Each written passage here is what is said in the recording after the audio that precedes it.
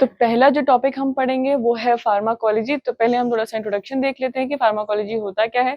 तो फार्माकोलॉजी जो है दो वर्ड से मिलकर बना है, फार्माकॉन एंड लोगोस। फार्माकॉन जिसका मतलब है ड्रग एंड लोगोस जिसका मतलब है स्टडी और साइंस। तो basically it is the study of drug and it's act. Pharmacology जो है मेनली हम इसमें दो चीजों से डील करते हैं, which is pharmacokinetics and pharmacodynamics. तो pharmacokinetics is the study of what body does to the drug, यानी कि जो भी ड्रग है जिसको हम जब एडमिनिस्टर करते हैं तो वो किस तरीके से अब्जॉर्ब होती है, मेटाबोलाइज होती है, हमारी बॉडी में डिस्ट्रीब्यूट होती है और एक्सक्रीट हो जाती है। और दूसरा इसका जो हम एस्पेक्ट पढ़ते हैं वो है फार्माकोडायनेमिक्स, यानी कि what drug does to the body, यानी कि जब भी कोई भी ड्रग हम एडमिनिस्टर करते हैं तो वो हमारी बॉडी ऑर्गन्स पे, हमारे जो बॉडी सिस्टम है उसमें क्या क्या चेंजेस लेकर आती है। इसमें जो टॉपिक सबसे ज्यादा पूछा जाता है वो है रूट्स ऑफ ड्रग एडमिनिस्ट्रेशन। तो चलिए हम उससे स्टार्ट करते हैं। पहले हम एक फ्लो चार्ट के थ्रू समझेंगे कि कौन कौन से रूट्स होते हैं ड्रग एडमिनिस्ट्रेशन। तो मेनली तीन रूट्स होते हैं, एंट्रल, पेरेंट्रल एंड टॉपिकल। जो एंट्रल रूट है उसमें फर्दर तीन रूट्स आते हैं, ओरल, सबलिंगुअल एंड रेक्टल।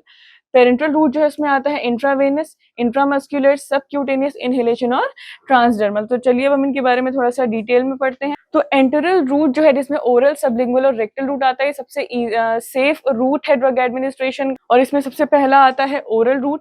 तो ओरल रूट जो है इसको पर ओरल रूट भी कहते हैं। इस रूट में से हम क्या करते हैं, जो ड्रग है उसको हम एडमिनिस्टर करते हैं थ्रू माउथ। और ये जो है सबसे सेफ, कन्वीनियंट और पेनलेस मेथड है ड्रग एडमिनिस्ट्रेशन का। इकोनॉमिकल होता है, यानी कि एक्सपेंसिव नहीं होता है बहुत ज्यादा, और इसमें स्टरलाइजेशन की भी जरूरत नहीं पड़ती है। और मोस्ट इंपॉर्टेंटली इस केस में क्या होता है, ड्रग को सेल्फ एडमिनिस्टर भी कर सकते हैं। और इसके सर्टेन डिसएडवांटेजेस की अगर हम बात करें तो इस रूट से क्या होता है, ड्रग जो है वो कम्प्लीटली अब्जॉर्ब नहीं हो पाती है, क्योंकि जो हमारे गैस्ट्रिक एसिड है वो ड्रग को डिस्ट्रॉय करता है, या फिर उसकी जो बायोअवेलेबिलिटी है उसको वो कम कर देता है। सम केसेस में क्या कॉज करता है, गैस्ट्रिक इरिटेशन भी कॉज कर सकती है ये। और इसमें जो अनप्लीजेंट टेस्ट होता है, यानी कि जो कुछ दवा कड़वी होती है तो उसका जो टेस्ट होता है उसको ये कवर नहीं कर पाता है।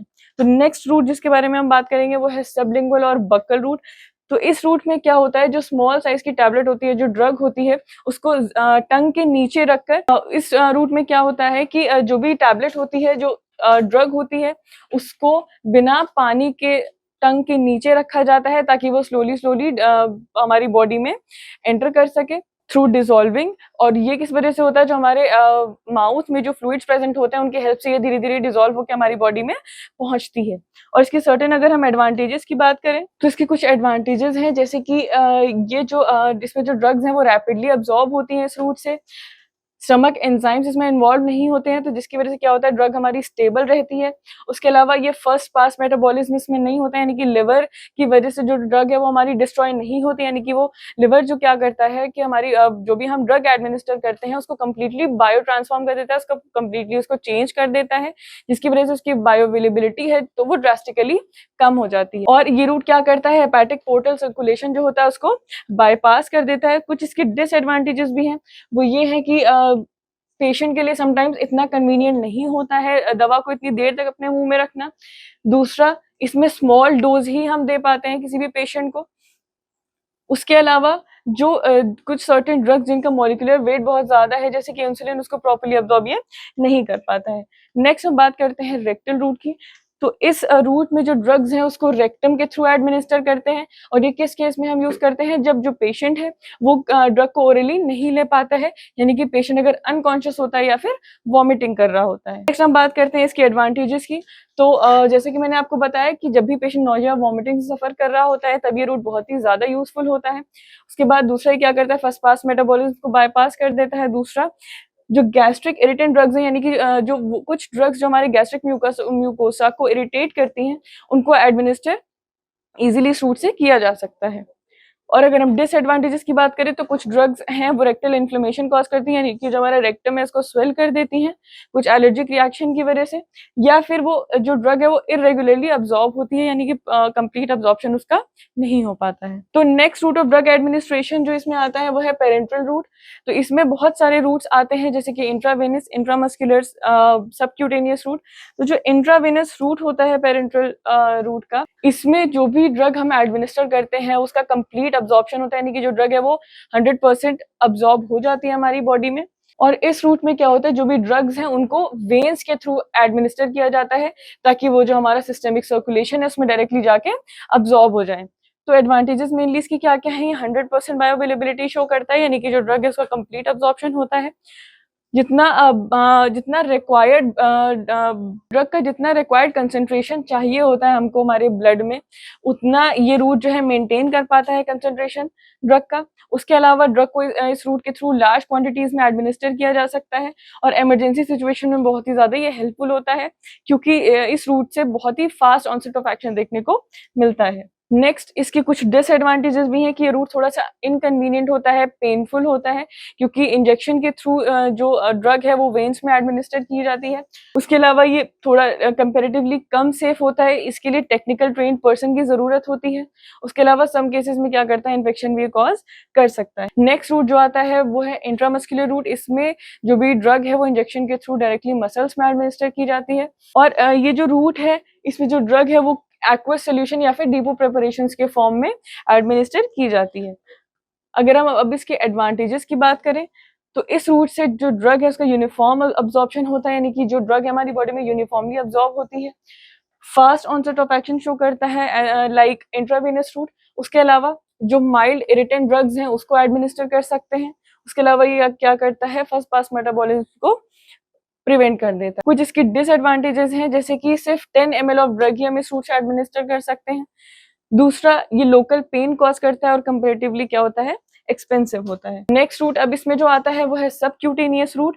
तो ये जो रूट है ये आईएम रूट की तरह ही होता है, इंट्रामस्कुलर रूट के तरह ही होता है और लेकिन इसमें एडवांटेज इसकी मेन क्या है कि इसमें जो भी ड्रग है उसको सेल्फ एडमिनिस्टर कर सकते हैं, जैसे कि इंसुलिन। उसके अलावा इस रूट में भी ड्रग का कंप्लीट अब्जॉर्प्शन होता है, लेकिन कंपैरेटिवली स्लो होता है। उसके बाद इस रूट में क्या होता है कि मसाज और हीट की ज़रूरत नहीं, और इस रूट में क्या होता है, मसाज और हीट की ज़रूरत नहीं पड़ती है, क्योंकि वो खुद से ही वेसोडाइलेशन कॉज़ करता है। इसके सर्टेन डिसएडवांटेजेस, जैसे कि ये पेनफुल रूट होता है। उसके अलावा जो सर्टेन इरिटेंट ड्रग्स हैं उसको एडमिनिस्टर करने की वजह से क्या होता है, टिश्यू डैमेज कॉज हो सकता है। उसके अलावा इसमें मैक्सिमम 2 ml की डोज ड्रग की हम एडमिनिस्टर कर सकते हैं। तो नेक्स्ट रूट जो है इसमें वो आता है इनहेलेशन रूट। इस रूट में जो ड्रग है उसको through respiratory tract, mucous membrane या फिर पल्मोनरी एपिथेलियम के थ्रू जो है उस ड्रग को एडमिनिस्टर करते हैं और इसका जो है फास्ट इफेक्ट होता है एज लाइक इंट्रावेनस इंजेक्शंस। वो इस रूट के थ्रू एडमिनिस्टर करते हैं, जैसे कि इनहेलर्स के थ्रू, मीटर्ड डोज इनहेलर्स वगैरह के थ्रू इसमें हम ड्रग एडमिनिस्टर करते हैं। इसके हम सर्टेन एडवांटेजेस की बात करें, सबसे इंपॉर्टेंट इसका एडवांटेज ये है कि ये रैपिड ड्रग अब्जॉर्प्शन करता है, यानी कि बहुत जल्दी हमारी जो ड्रग है उसको हमारी बॉडी में अब्जॉर्ब कर देता है। ब्रोंकोडाइलेटर्स और स्टेरॉइड इससे हम एडमिनिस्टर कर सकते हैं, जिसकी वजह से क्या होता है, मिनिमम साइड इफेक्ट शो करता है। उसके अलावा इसका जो अब्जॉर्प्शन है बहुत जल्दी हो जाता है। उसके अलावा ये अवॉइड करता है hepatic first pass metabolism of drug. Next इसकी सर्टेन डिसएडवांटेजेस भी हैं, जैसे कि स्पेशलाइज्ड इक्विपमेंट की इसकी जरूरत पड़ती है, जैसे कि मैंने आपको बताया इनहेलर के थ्रू इसको एडमिनिस्टर करते हैं इसमें ड्रग्स को। ड्रग डोज इसमें फिक्स नहीं होती है क्योंकि इसमें इनहेलर का यूज करते हैं, तो इसकी वजह से क्या होता है, इसमें ड्रग डोज जो है वो वैरी कर सकती है। उसके अलावा बायो अवेलेबिलिटी जो है वो ड्रग की डिपेंड करती है पेशेंट की इनहेलर टेक्निक पर, पार्टिकल साइज जो इनहेलर में ड्रग का जो उस इनहेलर में अवेलेबल है। नेक्स्ट रूट जो इसमें आता है वो है ट्रांसडर्मल रूट। तो ये जो रूट है इसमें जो भी ड्रग है उसको स्किन के थ्रू एडमिनिस्टर करते हैं with the help of transdermal patches. और इस रूट में जो ड्रग का रेट ऑफ अब्जॉर्प्शन है वो डिपेंड करता है ड्रग के वो स्किन के फिजिकल कैरेक्टरिस्टिक्स पे और उसके एप्लीकेशन साइट पे। और इसके एडवांटेजेस की हम बात करें तो ये जो रूट है ये सस्टेन्ड इफेक्ट होता है, यानी कि काफी देर तक ड्रग का इफेक्ट रहता है। उसके अलावा ये क्या करता है, फर्स्ट पास मेटाबॉलिज्म को प्रिवेंट करता है और इसमें पेशेंट कंप्लायंस की भी प्रॉब्लम नहीं आती है। इसके अगर हम डिसएडवांटेजेस की बात करें तो ये जो रूट है इसका अगर हम इसके डिसएडवांटेजेस की बात करें तो ऑनसेट ऑफ एक्शन जो है इसका कंपैरेटिवली जो होता है वो स्लो होता है। उसके अलावा ये रूट जो है इन्फ्लेम्ड, रफ, अब्रेडेड या फिर बर्निंग इफेक्ट कॉज करता है स्किन पे, यानी स्किन में स्वेलिंग, रेडनेस जैसे सिम्टम्स कॉज करता है। उसके अलावा इस रूट के थ्रू सिर्फ हम हाईली लिपोफिलिक ड्रग्स ही एडमिनिस्टर कर सकते हैं। और third major route of drug administration जो है वो है टॉपिकल रूट। इस रूट के थ्रू जो भी ड्रग होती है उसको स्किन सरफेस पे अप्लाई कर दिया जाता है या फिर म्यूकस मेम्ब्रेन पे अप्लाई किया जाता है। उसी के थ्रू क्या होता है, जो ड्रग है वो हमारी बॉडी में अब्जॉर्ब होती है। बहुत सारी फॉर्मुलेशंस हैं जिसको टॉपिकल रूट से एडमिनिस्टर करते हैं, जैसे कि creams, ointment, gel, lotion, spray, powder and aerosol. Disadvantage अगर हम सर्टेन एडवांटेजेस की बात करें तो ये जो टॉपिकल रूट है इसमें जो ड्रग एडमिनिस्ट्रेशन बहुत ही इजी हो जाता है और इसमें ओरल ड्रग डिलीवरी सिस्टम से बहुत कम कॉम्प्लिकेशंस होती हैं, फास्ट ऑनसेट ऑफ एक्शन होता है। उसके अलावा ये जो है इनको अप्लाई करना बहुत ही कन्वीनियंट होता है। और सर्टेन डिसएडवांटेजेस की अगर हम बात करें तो स्किन समटाइम्स इरिटेट होते हैं। अगर पेशेंट जो है वो ड्रग के किसी भी इंग्रेडिएंट से एलर्जिक है तो वो जो ड्रग है वो स्किन इरिटेशन कॉज करता है। उसके अलावा कुछ ड्रग्स जो हैं वो प्रॉपर्ली अब्जॉर्ब नहीं हो पाती हैं इस रूट से। उसके अलावा जो ऑइंटमेंट्स होते हैं उनका लॉन्गर ड्यूरेशन ऑफ एक्शन होता है क्योंकि उनका जो टेक्सचर है वो स्टिकी और ऑयली होता है। तो ये हो गया रूट ऑफ ड्रग एडमिनिस्ट्रेशन के बारे में। तो चलिए अब हम स्टार्ट करते हैं अपने नेक्स्ट टॉपिक से। तो नेक्स्ट टॉपिक जिसे अब हम स्टार्ट करेंगे वो है कोलिनर्जिक ड्रग्स। बहुत इंपॉर्टेंट टॉपिक है और हर बार मोस्टली एग्जाम में पूछा जाता है। तो कोलिनर्जिक ड्रग्स जो होती हैं उनको हम पैरासिम्पैथोमाइमेटिक ड्रग्स भी कहते हैं और ये वो सब्सटेंसेस होते हैं जो न्यूरोट्रांसमीटर एसिटिलकोलिन पे वर्क करते हैं। एसिटिलकोलिन जो है ये प्राइमरी न्यूरोट्रांसमीटर है पैरासिम्पैथेटिक नर्वस सिस्टम का और इन ड्रग्स का जो एक्शन है ये सिमिलर होता है एसिटिलकोलिन के। एसिटिलकोलिन हमारी बॉडी में क्या करता है, हार्ट रेट को स्लो डाउन कर देता है और स्मूथ मसल एक्टिविटी को इंक्रीज कर देता है। तो अब हम इसका क्लासिफिकेशन देखते हैं। तो इसमें दो तरीके के ये टू टाइप्स में डिवाइडेड है, directly acting agents and indirectly acting agents. तो डायरेक्टली एक्टिंग एजेंट्स जो होते हैं उनको हम कोलिनर्जिक एगोनिस्ट भी बोलते हैं और ये जो है एसिटिलकोलिन के सिमिलर एक्शन प्रोड्यूस करते हैं by directly interacting with the cholinergic receptor, यानी कि कोलिनर्जिक रिसेप्टर के साथ इंटरैक्ट करके जो भी एक्शंस हैं जो कि एसिटिलकोलिन की तरह ही होते हैं उनके तरह ही एक्शंस प्रोड्यूस करते हैं। इसमें आते हैं कोलिन एस्टर्स जैसे कि एसिटिलकोलिन, मेथाकोलिन, कार्बाकोल एंड बेथेनेकोल। उसके अलावा इसमें सर्टेन कोलिनर्जिक एल्कलॉइड्स आते हैं जिसमें आता है मस्करीन, पिलोकार्पिन, एरेकोलिन एंड ऑक्सोट्रिम। और अगर हम इनडायरेक्ट एक्टिंग एजेंट्स की बात करें तो इसको हम एंटीकोलिनेस्ट्रेज भी बोलते हैं और ये ड्रग्स एक्शन प्रोड्यूस करती हैं similar to ACH by increasing the availability of ACH at the sites, यानी कि साइट्स पे एसिटिलकोलिन की अवेलेबिलिटी को इंक्रीज करके ये एसिटिलकोलिन की तरह ही एक्शंस को प्रोड्यूस करती है। इसमें आते हैं रिवर्सिबल एंजाइम इनहिबिटर्स जिसमें आते हैं कार्बामेट्स जैसे कि फाइसोस्टिग्मीन, डाइस्टिग्मीन, नियोस्टिग्मीन एंड पाइरिडोस्टिग्मीन। दूसरा इसमें आता है एक्रिडीन जिसमें आता है टैक्रीन। तो नेक्स्ट कैटेगरीज में जो आती है वो है इरिवर्सिबल एंजाइम इनहिबिटर्स की जिसमें ऑर्गेनोफॉस्फोरस कंपाउंड्स आते हैं जैसे कि डाई आइसोप्रोपाइल फ्लोरोफॉस्फेट जिसको हम शॉर्ट फॉर्म में DFP भी कहते हैं। उसके अलावा इसमें आता है टैब्यून, सोमान एंड एकोथायोफेट। दूसरी कैटेगरी जो इसमें आती है वो है कार्बामेट्स, इसमें आते हैं कार्बारिल। दूसरी कैटेगरी जो इसमें आती है वो है कार्बामेट्स जिसमें आते हैं कार्बारिल एंड प्रोपोक्सिल। तो इस कैटेगरी से मोस्ट कॉमनली जो टॉपिक पूछा जाता है वो है एसिटिलकोलिन। तो हम उसके बारे में डिस्कस, सबसे पहले हम स्टार्ट करेंगे इसके फार्माकोलॉजिकल एक्शन से। सबसे पहला इसमें आता है मस्कैरिनिक एक्शन। तो मस्कैरिनिक एक्शन जो है मस्कैरिन प्रोड्यूस करता है। कैसे ये क्या करता है, हार्ट रेट को स्लो डाउन करता है और स्मूथ मसल एक्टिविटी को ये इंक्रीज कर देता है। तो अब देखते हैं एसिटिलकोलिन का हार्ट पे क्या क्या इफेक्ट होता है, यानी कि कार्डियोवैस्कुलर सिस्टम पे क्या क्या इफेक्ट होता है इसका। तो हार्ट में ये क्या करता है, नेगेटिव क्रोनोट्रोपिक इफेक्ट कॉज करता है जिसकी वजह से ब्रैडीकार्डिया हो जाता है, यानी कि हार्ट बीट जो है वो डिक्रीज होती है। नेगेटिव आइनोट्रोपिक इफेक्ट एग्जर्ट करता है by decreasing the force of atrial contraction. उसके अलावा ये कंडक्टिंग सिस्टम जो है हमारे हार्ट का उसकी कंडक्टिविटी को ये कम करता है जिसकी वजह से कार्डियक आउटपुट भी जो है वो डिक्रीज हो जाता है। ब्लड वेसल्स में क्या करता है, जो ब्लड वेसल्स की जो एंडोथेलियल सेल्स है उसमें मस्कैरिनिक रिसेप्टर्स प्रेजेंट होते हैं और उसमें ये क्या करता है, ब्लड प्रेशर को डिक्रीज करता है।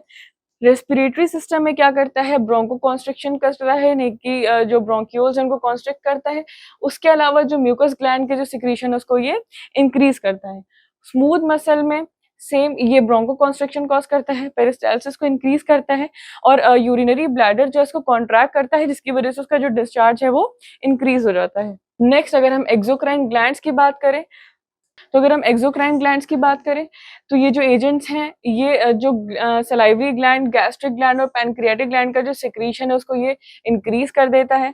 गैस्ट्रोइंटेस्टाइनल ट्रैक्ट में ये क्या करता है, पेरिस्टाल्सिस को इंक्रीज करता है। उसके अलावा जो एक्सोक्राइन ग्लैंड्स हैं उनके सिक्रीशन को ये इंक्रीज कर देता है।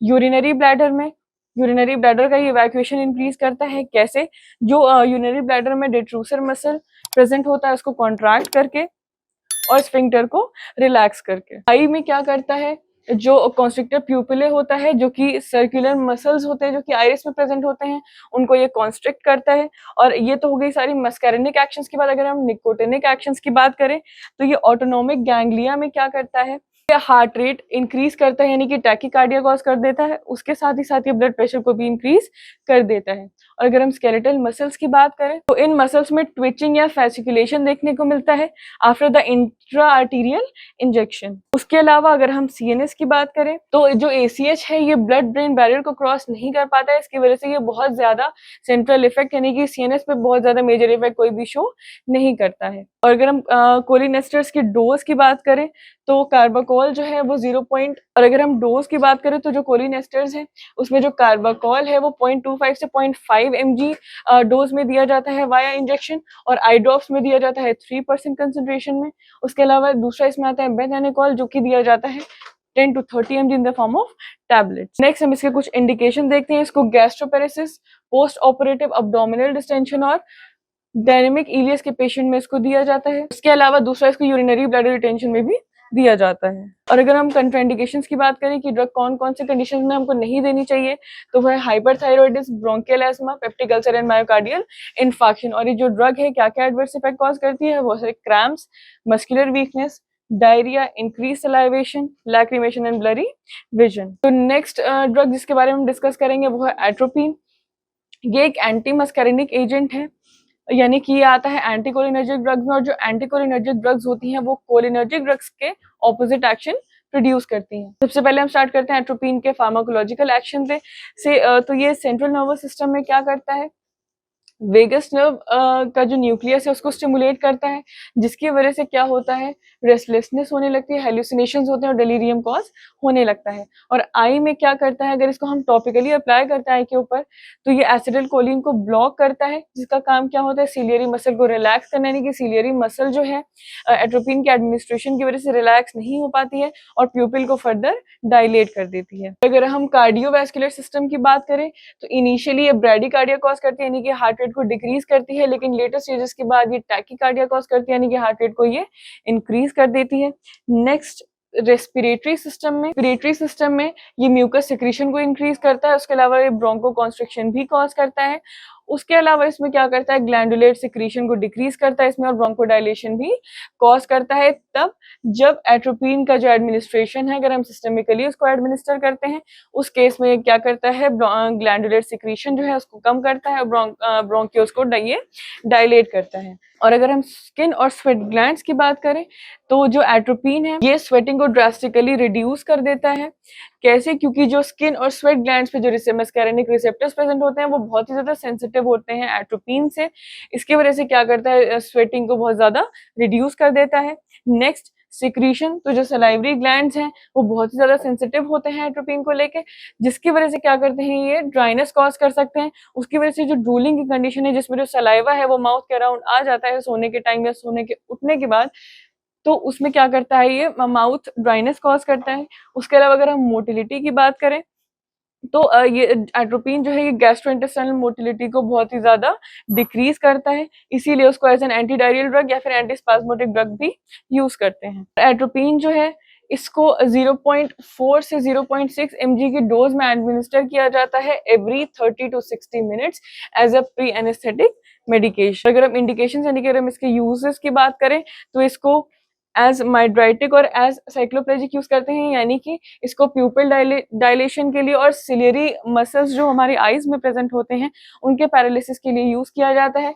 किस कंडीशन में, रिफ्रैक्शन टेस्टिंग, यानी कि जब भी हम विजन टेस्टिंग के लिए जाते हैं तो जो एट्रोपिन है इसको प्यूपिल डायलेशन के लिए प्लस सिलियरी मसल्स को पैरालाइज करने के लिए हम एट्रोपिन का यूज करते हैं। तो जैसे कि मैंने अभी आपको बताया इसको as a pre anaesthetic medication भी यूज करते हैं, हाइपरसलाइवेशन की कंडीशन के लिए यूज करते हैं क्योंकि माउथ ड्राइनेस कॉज करता है। उसके अलावा ये सीओपीडी यानी कि क्रोनिक ऑब्स्ट्रक्टिव पल्मोनरी डिजीज जो कि एक लंग कंडीशन है, और ब्रोंकियल एस्मा में भी हम यूज करते हैं। उसके अलावा जीआई कोलिक और डायरिया की जो सिम्टोमेटिक ट्रीटमेंट है उसमें यूज करते हैं।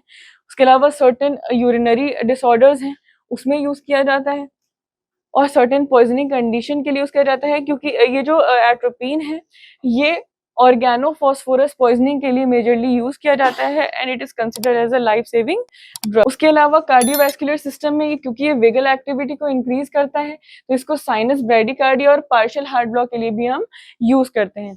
उसके अलावा इसका एक मेजर यूज है वो है पार्किंसनिज्म में, यानी कि centrally acting cholinergic anti cholinergic agents जो होते हैं। नेक्स्ट इसका जो इंडिकेशन है वो है पार्किंसनिज्म।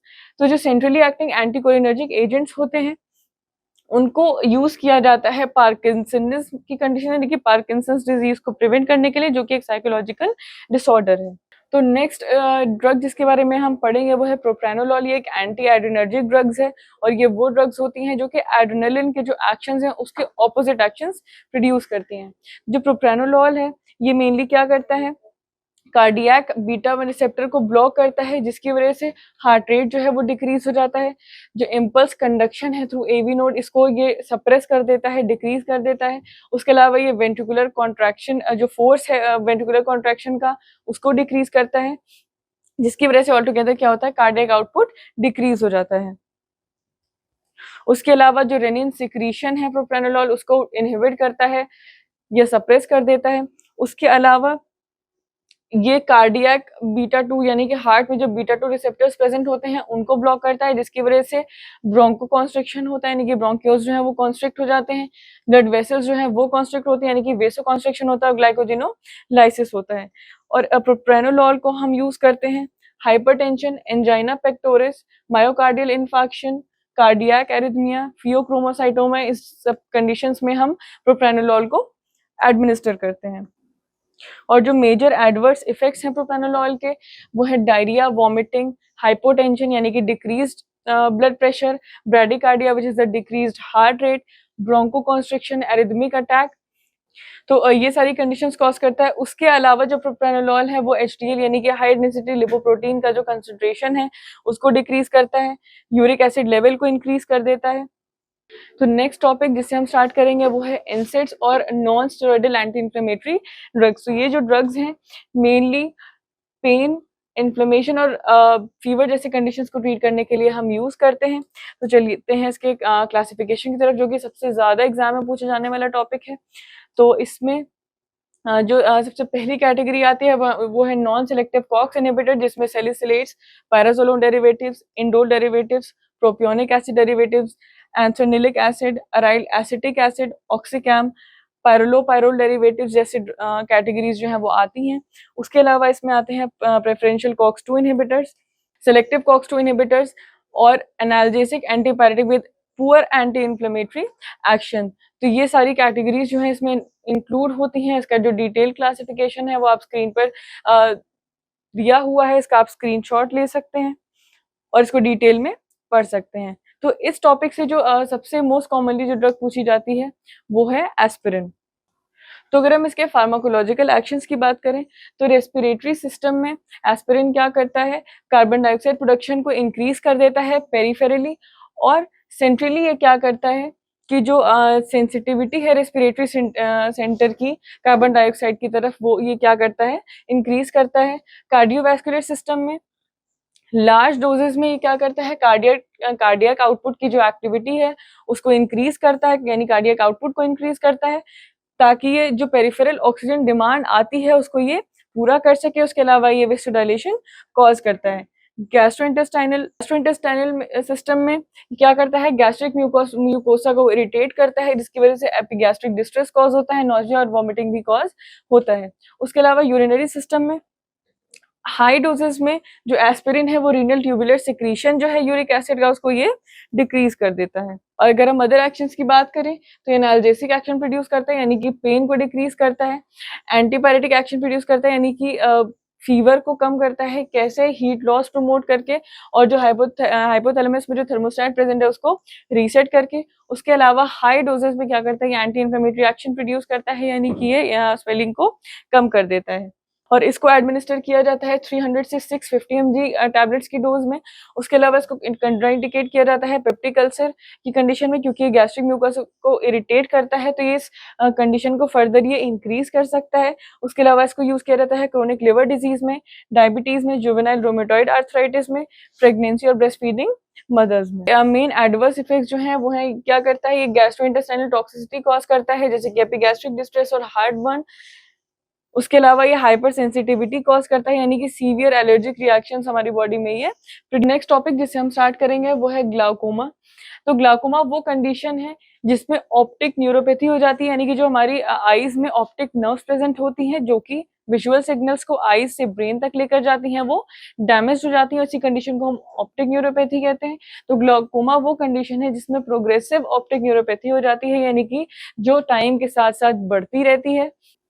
और इस कंडीशन में इसके अलावा क्या होता है, जो हमारी इंट्राओक्यूलर प्रेशर है वो नॉर्मल से ज़्यादा बढ़ जाता है। जो नॉर्मल इंट्राओक्यूलर प्रेशर है वो 10 से 20 mmHg तक है। तो इस कंडीशन में क्या होता है, जो इंट्राओक्यूलर प्रेशर है जिसको हम आईओपी भी कहते हैं, वो नॉर्मल से ज़्यादा बढ़ जाता है। तो इस टॉपिक में सबसे ज़्यादा जो पूछा जाता है वो है क्वेश्चन जो पूछा जाता है वो है ड्रग्स यूज्ड इन ग्लाउकोमा। तो सबसे पहले जो इसमें ड्रग्स दी जाती हैं वो है ऑस्मोटिक एजेंट्स। ये एजेंट्स क्या करते हैं, मेनली इंट्राओक्यूलर प्रेशर को डिक्रीज करते हैं by drawing the fluid from the eye. ये क्या करते हैं, जितना भी फ्लूइड हमारी आईज में प्रेजेंट है उसको ये निकाल देते हैं, जिसकी वजह से इंट्राओक्यूलर प्रेशर जो है वो। इसमें जो हम ड्रग्स देते हैं वो है mannitol in the consideration of 20%, और इसको एडमिनिस्टर किया जाता है बाय आईवी इन्फ्यूजन, यानी इंट्रावेनस रूट से इसको एडमिनिस्टर करते हैं इन अ डोज ऑफ 1.5 ग्राम पर केजी बॉडी वेट। उसके अलावा इसमें ग्लिसरॉल देते हैं और इसको एडमिनिस्टर किया जाता है ओरल रूट से, और दिया जाता है इसको 1.5 ग्राम पर केजी के डोज में। दूसरी कैटेगरी ऑफ ड्रग्स जो हम देते हैं ग्लाउकोमा के केस में वो है कार्बोनिक एनहाइड्रेज इनहिबिटर, जो कि डायूरेटिक ड्रग्स हैं, और इसके सर्टेन एग्जांपल्स हैं वो है एसिटाजोलामाइड, डोरजोलामाइड एंड ब्रिंजोलामाइड। ये एजेंट्स क्या करते हैं, इंट्राओक्यूलर प्रेशर डिक्रीज करते हैं by decreasing the formation of aqueous humour, यानी कि एक्वस फॉर्मेशन को ये एक्वस ह्यूमर का जो फॉर्मेशन है उसको ये डिक्रीज करते हैं, जिसकी वजह से इंट्राओक्यूलर प्रेशर भी डिक्रीज हो जाता है। और इनको एडमिनिस्टर किया जाता है 250 mg से 1000 mg पर डे की। नेक्स्ट कैटेगरी ऑफ ड्रग्स जो इसमें देते हैं वो है बीटा एडरेनर्जिक ब्लॉकर्स। इसमें आते हैं टीमोलॉल, बेटैक्सोलॉल, लेवोब्यूनोलॉल, कार्टियोलॉल एंड मेटिप्रानोलॉल। इसमें इन सारी ड्रग्स में से मोस्ट कॉमनली ड्रग जो एडमिनिस्टर की जाती है वो है टीमोलॉल, और इसको दिया जाता है इन अ ड्रॉप ऑफ 0.25%। तो सर्टेन प्रोस्टाग्लैंडिन्स जैसे कि लेटानोप्रोस्ट एंड बीमेटोप्रोस्ट, ये जो है टॉपिकल प्रोस्टाग्लैंडिन्स है, यानी कि स्किन के थ्रू इनको एडमिनिस्टर करते हैं, और इसको यूज करते हैं in acute congestive glaucoma in a dose of 1 drop of 1.2 mg पर ml। इसको दिन में 2 बार दिया जाता है। उसके अलावा इसमें मायोटिक्स भी देते हैं। मायोटिक्स वो ड्रग्स होती हैं जो प्यूपिल को कॉन्स्ट्रिक्ट कर देती हैं। इसमें आता है पिलोकार्पिन, जो कि दिया जाता है ड्रॉप फॉर्म में, और दिन में इसको 4 बार एडमिनिस्टर किया जाता है। नेक्स्ट कैटेगरी ऑफ ड्रग्स जो इसमें देते हैं वो है अल्फा एड्रेनर्जिक एगोनिस्ट। इसका मोस्ट कॉमन एग्जांपल जो है वो है अप्राक्लोनिड। तो नेक्स्ट कैटेगरी ऑफ ड्रग्स जिसमें हम देते हैं वो है अल्फा एड्रेनर्जिक एगोनिस्ट, जिसमें आता है एप्राक्लोनिडीन। तो इसको टॉपिकली यूज किया जाता है, यानी कि थ्रू स्किन इस ड्रग को एडमिनिस्टर किया जाता है। और ये एडवांटेजेस इसलिए है क्योंकि ये ब्लड ब्रेन बैरियर को क्रॉस नहीं करता और इसका कोई हाइपोटेंसिव इफेक्ट भी नहीं है, यानी कि ब्लड प्रेशर को भी डिक्रीज नहीं करता है। तो नेक्स्ट कैटेगरी जिससे हम स्टार्ट करेंगे वो है हिप्नोटिक्स एंड सेडेटिव्स। जो हिप्नोटिक ड्रग्स जो होती हैं वो स्लीप प्रोड्यूस करती हैं which resembles to the natural sleep, और जो सेडेटिव ड्रग्स होती हैं एक्साइटमेंट को रिड्यूस करती हैं, और इनको यूज किया जाता है एज एंग्जियोलिटिक। और एंग्जियोलिटिक ड्रग्स जो होती हैं ये क्या करती हैं, एंग्जाइटी को कम करती हैं। तो इन ड्रग्स का मेनली क्लासिफिकेशन बहुत इंपॉर्टेंट है, पूछा जाता है एग्जाम में। तो इसका स्क्रीनशॉट आप ले सकते हैं और आप इसको इजीली लर्न कर सकते हैं यहाँ से। तो अब हम बढ़ते हैं अपने नेक्स्ट टॉपिक की तरफ। नेक्स्ट टॉपिक जो है हमारा वो है एंटी कन्वल्सेंट ड्रग्स। तो एंटी कन्वल्सेंट ड्रग्स जो होती हैं वो एपिलेप्सी और जो सीजर डिसऑर्डर्स होते हैं उनको ट्रीट करने के लिए यूज करते हैं, इसीलिए हम इसको एंटी एपिलेप्टिक या फिर एंटी सीजर ड्रग्स भी कहते हैं। और जो एपिलेप्सी है उसमें बहुत सारे डिसऑर्डर्स आते हैं जो कि हमारे नर्वस सिस्टम को अफेक्ट करते हैं, और ये जो डिसऑर्डर्स होते हैं ये एक दूसरे से रिलेटेड होते हैं। उसके अलावा इनके सम यूनिक कैरेक्टरिस्टिक्स होते हैं, और ये जो सीजर्स आते हैं वो रिकरेंट हो सकते हैं, यानी कि बार बार रिपीट होते हैं। उसके अलावा जो हमारी ब्रेन सेल्स की इलेक्ट्रिकल एक्टिविटी है उससे अबनॉर्मल डिस्चार्ज प्रोड्यूस होता है, तभी ये सीजर जो है वो अकर होते हैं। इसका भी जो है क्लासिफिकेशन बहुत इंपॉर्टेंट है, पूछा जाता है एग्जाम में, तो स्क्रीन से आप इसका स्क्रीनशॉट ले सकते हैं और इसको डिटेल में आप पढ़ सकते हैं। तो अब हम एंटी कन्वल्सन कैटेगरी की ड्रग्स के बारे में पढ़ेंगे जो कि एग्जाम में पूछी जाती हैं।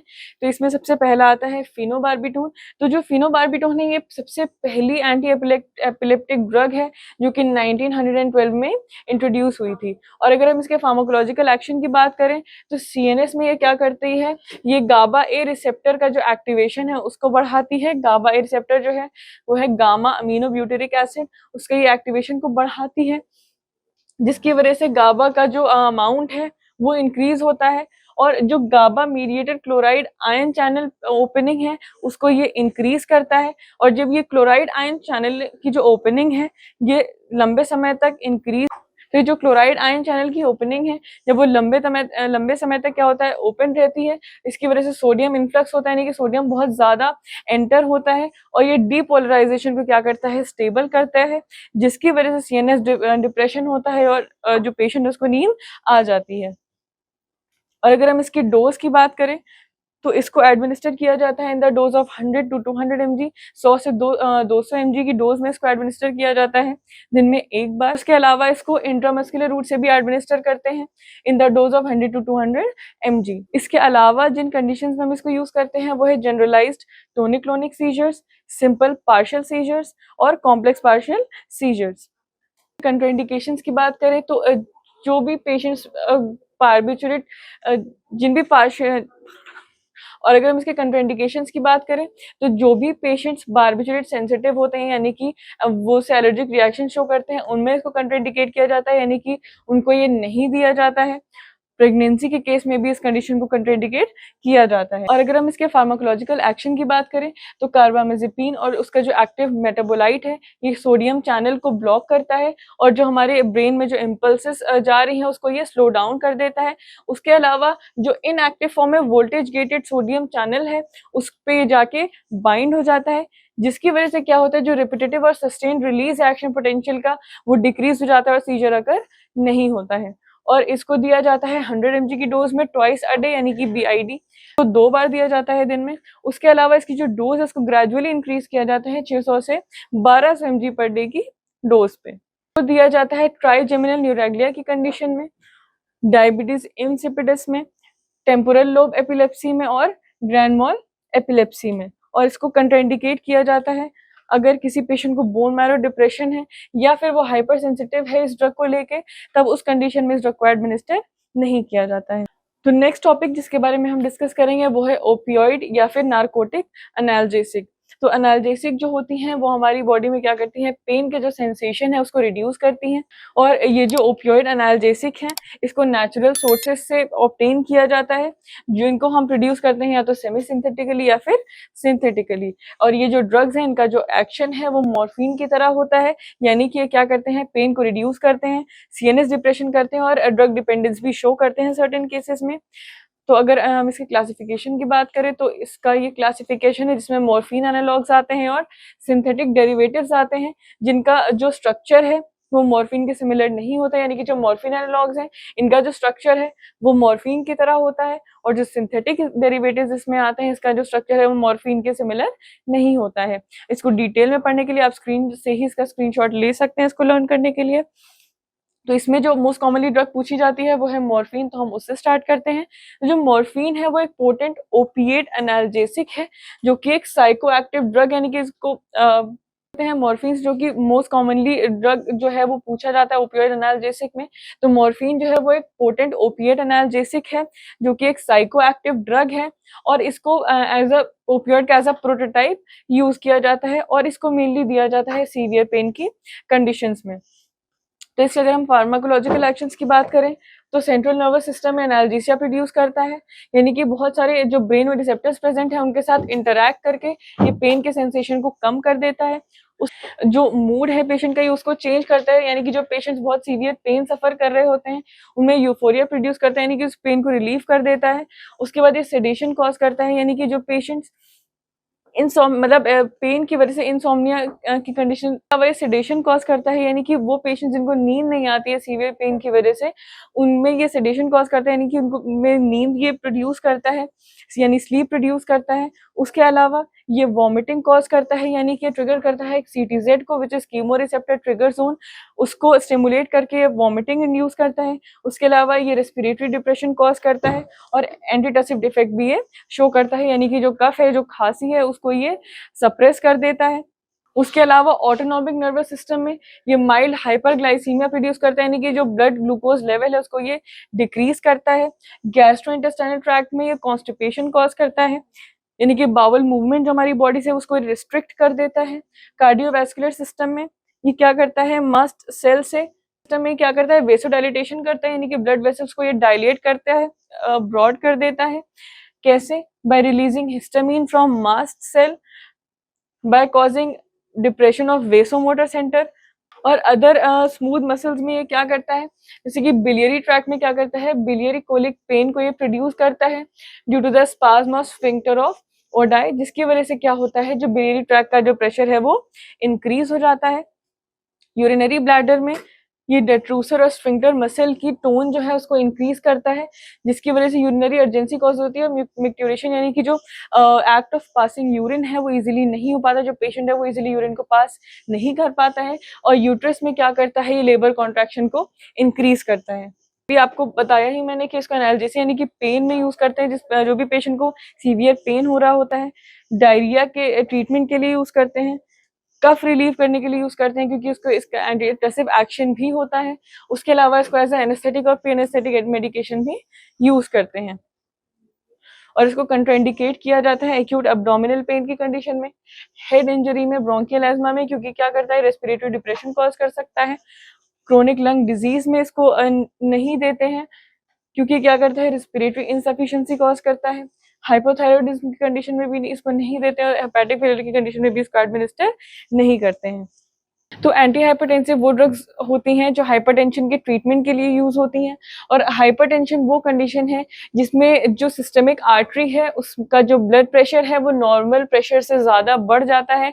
इस कंडीशन को हम हाइपरटेंशन कहते हैं और इसी को ट्रीट करने के लिए हम एंटी हाइपरटेंसिव ड्रग्स का यूज करते हैं। तो इसके क्लासिफिकेशन की तरफ बढ़ते हैं। तो इसमें सबसे पहले आते हैं एस इनहिबिटर्स, इसमें आता है कैप्टोप्रिल, एनालोप्रिल, लिसिनोप्रिल जैसे ड्रग्स। उसके बाद इसमें आते हैं एंजियोटेंसिन 2 रिसेप्टर एंटागोनिस्ट, जिसमें आते हैं ड्रग्स जैसे कि losartan, candesartan and valsartan. Ganglionic blockers आते हैं जिसमें आता है ट्राइमेथाफेन। कुछ एड्रेनर्जिक ड्रग्स भी इसमें आती हैं जैसे कि centrally acting drugs, for example clonidine, methyl dopa. Adrenergic neuron blockers आते हैं जैसे कि गोनेथिडीन एंड रेज़ेपिन। कुछ सिम्पैथोलिटिक्स भी इसमें आती हैं जिनको हम एड्रेनर्जिक रिसेप्टर ब्लॉकर भी कहते हैं। इसमें आती हैं अल्फा ब्लॉकर जैसे कि प्राजोसिन, डॉक्साजोसिन। बीटा ब्लॉकर्स जैसे कि प्रोप्रानोलॉल, एटिनोलॉल। और इसमें कुछ अल्फा एंड बीटा ब्लॉकर्स भी आती हैं जैसे कि लैबेटालॉल एंड कार्बेट। उसके अलावा जो नेक्स्ट कैटेगरी की ड्रग्स जो इसमें आती हैं वो है कैल्शियम चैनल ब्लॉकर्स जैसे कि verapamil, nifedipine, nicardipine and nimodipine. Vasodilators आते हैं, तो आर्टीरियल वेसोडाइलेटेड, तो आर्टीरियोलर डायलेटर्स जो इसमें आते हैं वो है हाइड्रोलेजिन, मिनॉक्सिडिल एंड डायज़ॉक्साइड।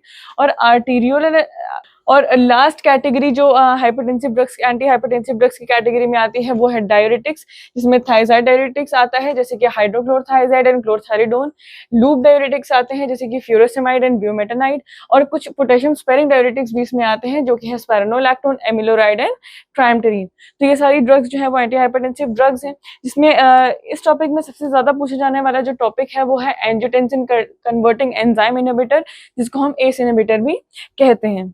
और ये जो एस इनहिबिटर्स होते हैं ये मेनली क्या करते हैं, एस एंजाइम जो है, एंजियोटेंसिन कन्वर्टिंग एंजाइम जो है, ये क्या करते हैं, उसके एक्शन को इनहिबिट कर देते हैं, जिसकी वजह से क्या होता है कि एंजियोटेंसिन 1 जो है एंजियोटेंसिन 2 में कन्वर्ट नहीं हो पाता है इसके प्रेजेंस में, जिसकी वजह से क्या होता है कि एंजियोटेंसिन 2 का जो लेवल है बहुत ही ज्यादा डिक्रीज होता है, जो कि क्या है, पोटेंट वेसो कॉन्स्ट्रिक्टर, यानी कि एंजियोटेंसिन 2 जो है ये क्या करता है, ब्लड वेसल्स को कॉन्स्ट्रिक्ट कर देता है। और इसके लोअर लेवल्स की वजह से रेनिन एक्टिविटी इंक्रीज होती है और एल्डोस्टेरोन सिक्रीशन जो है वो कम हो जाता है। अगर हम इसके फार्माकोलॉजिकल एक्शन की बात करें तो एस इनहिबिटर्स जो हैं ये वेसोडाइलेशन करते हैं, यानी कि जब एल्डोस्टेरोन का कंसंट्रेशन कम होगा, सिक्रीशन कम होगा और रेनिन एक्टिविटी इंक्रीज होगी तो ये क्या करेगा, वेसोडाइलेशन कॉज करेगा। इसके अलावा ये systemic arterial resistance, systolic blood pressure और डायस्टोलिक ब्लड प्रेशर को क्या करेगा, ये डिक्रीज करता है। उसके अलावा ये रीनल, सेरिब्रल और कोरोनरी ब्लड फ्लो जो है उसको इंक्रीज करते हैं।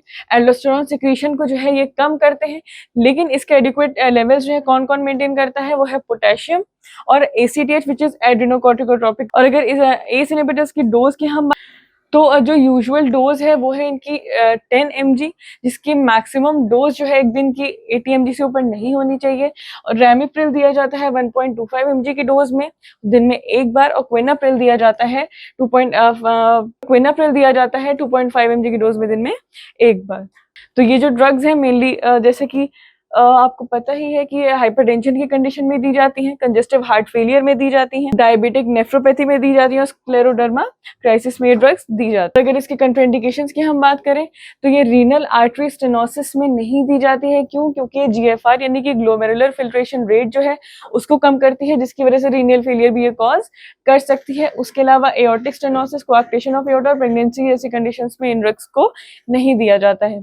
कुछ एडवर्स इफेक्ट्स जो हैं वो जो एस इनहिबिटर के होते हैं ये डोज रिलेटेड होते हैं, जैसे कि dizziness, angioedema, loss of taste, photosensitivity, hypertension, dry cough, hyperkalaemia, blood dyscrasia, renal impairment. जो ड्राई कफ है ये सबसे मोस्ट कॉमन कॉम्प्लिकेशन है, मोस्ट कॉमन एडवर्स इफेक्ट है एस इनहिबिटर्स का।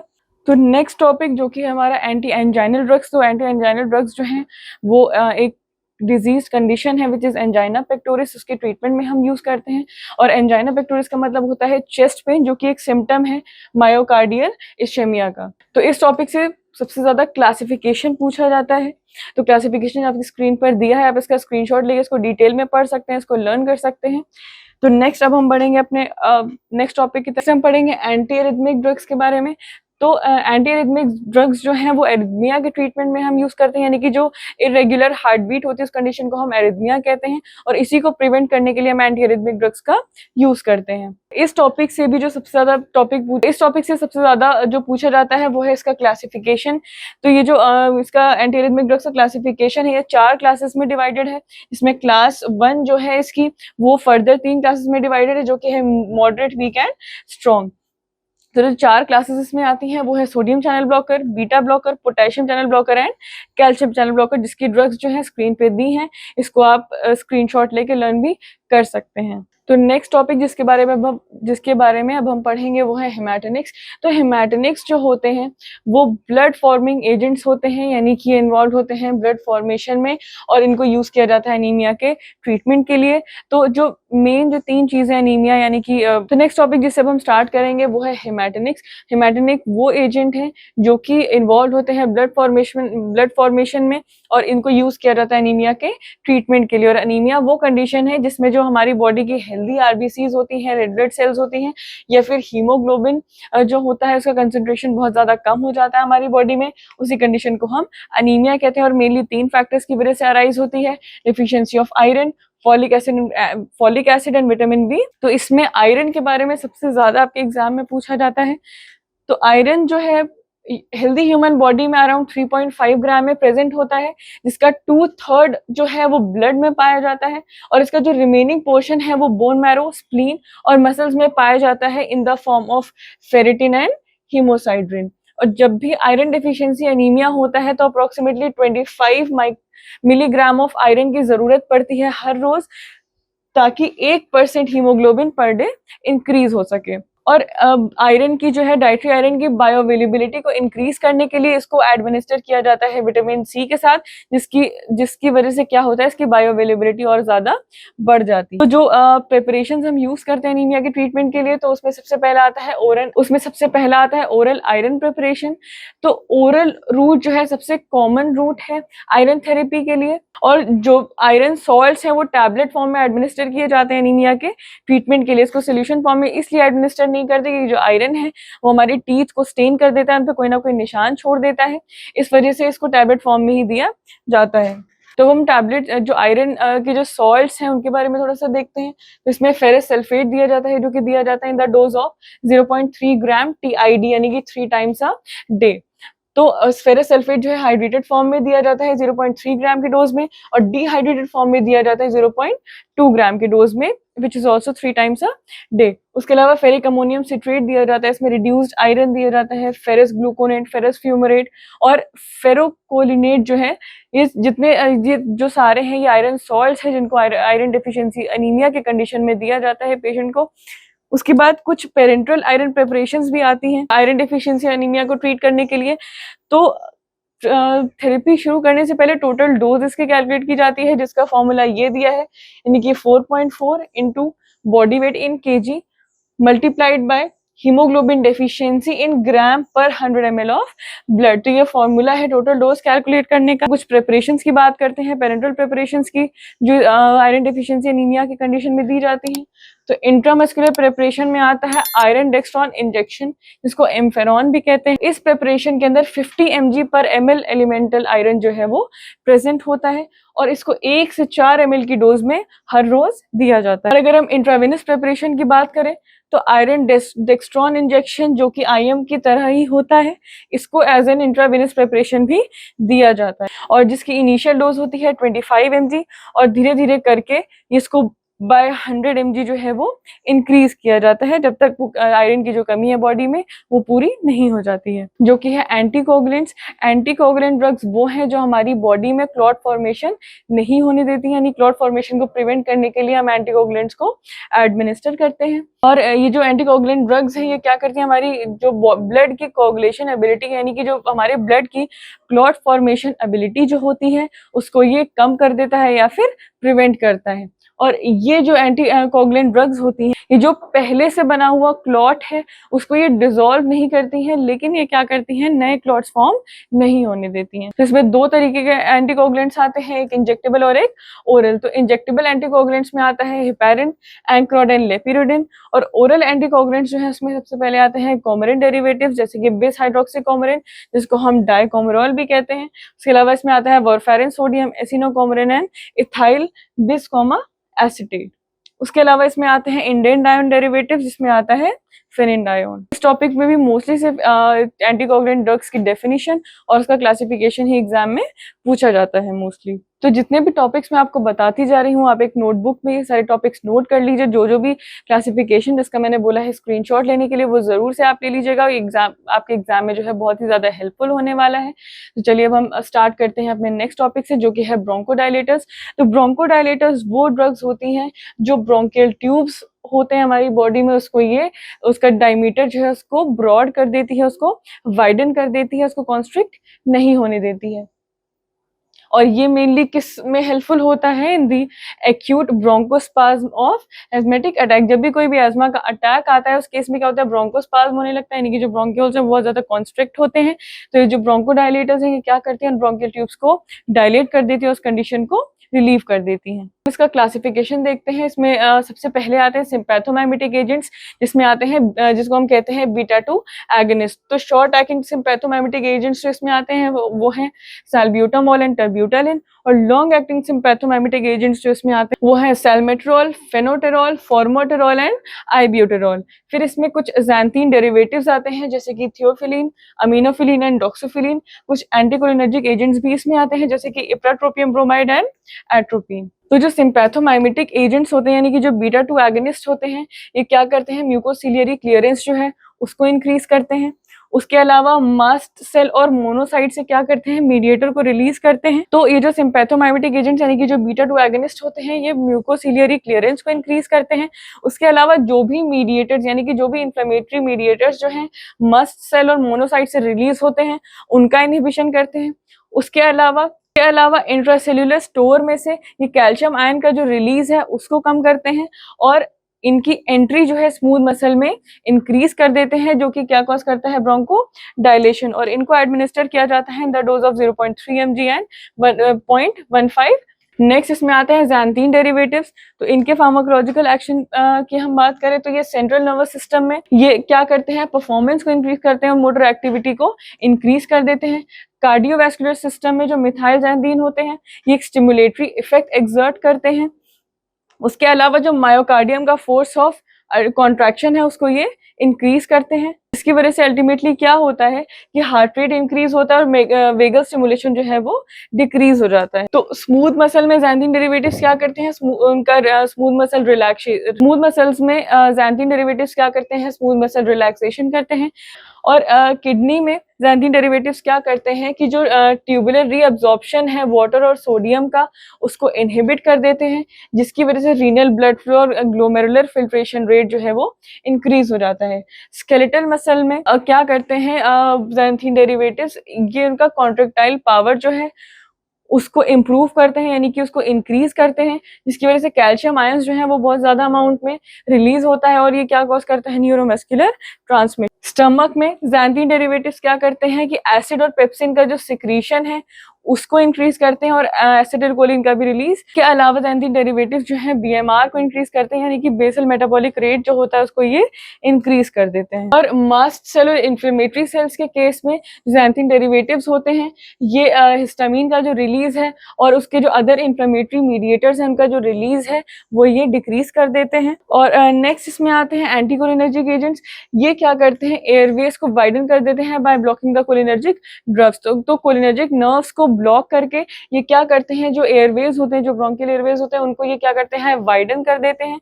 उसके बाद ये जो नर्व्स होती हैं कुछ सर्टेन केमिकल्स को रिलीज करती हैं जो कि जो एयरवेज की जो मसल लाइनिंग है उसको टाइटन कर देता है, उसको कॉन्स्ट्रिक्ट कर देता है, जिसकी वजह से क्या होता है, जो भी एयर पैसेजेस हैं वो ओपन रहता है और ब्रोंकियल स्मूथ मसल्स जो होते हैं उनको ये रिलैक्स कर देता है।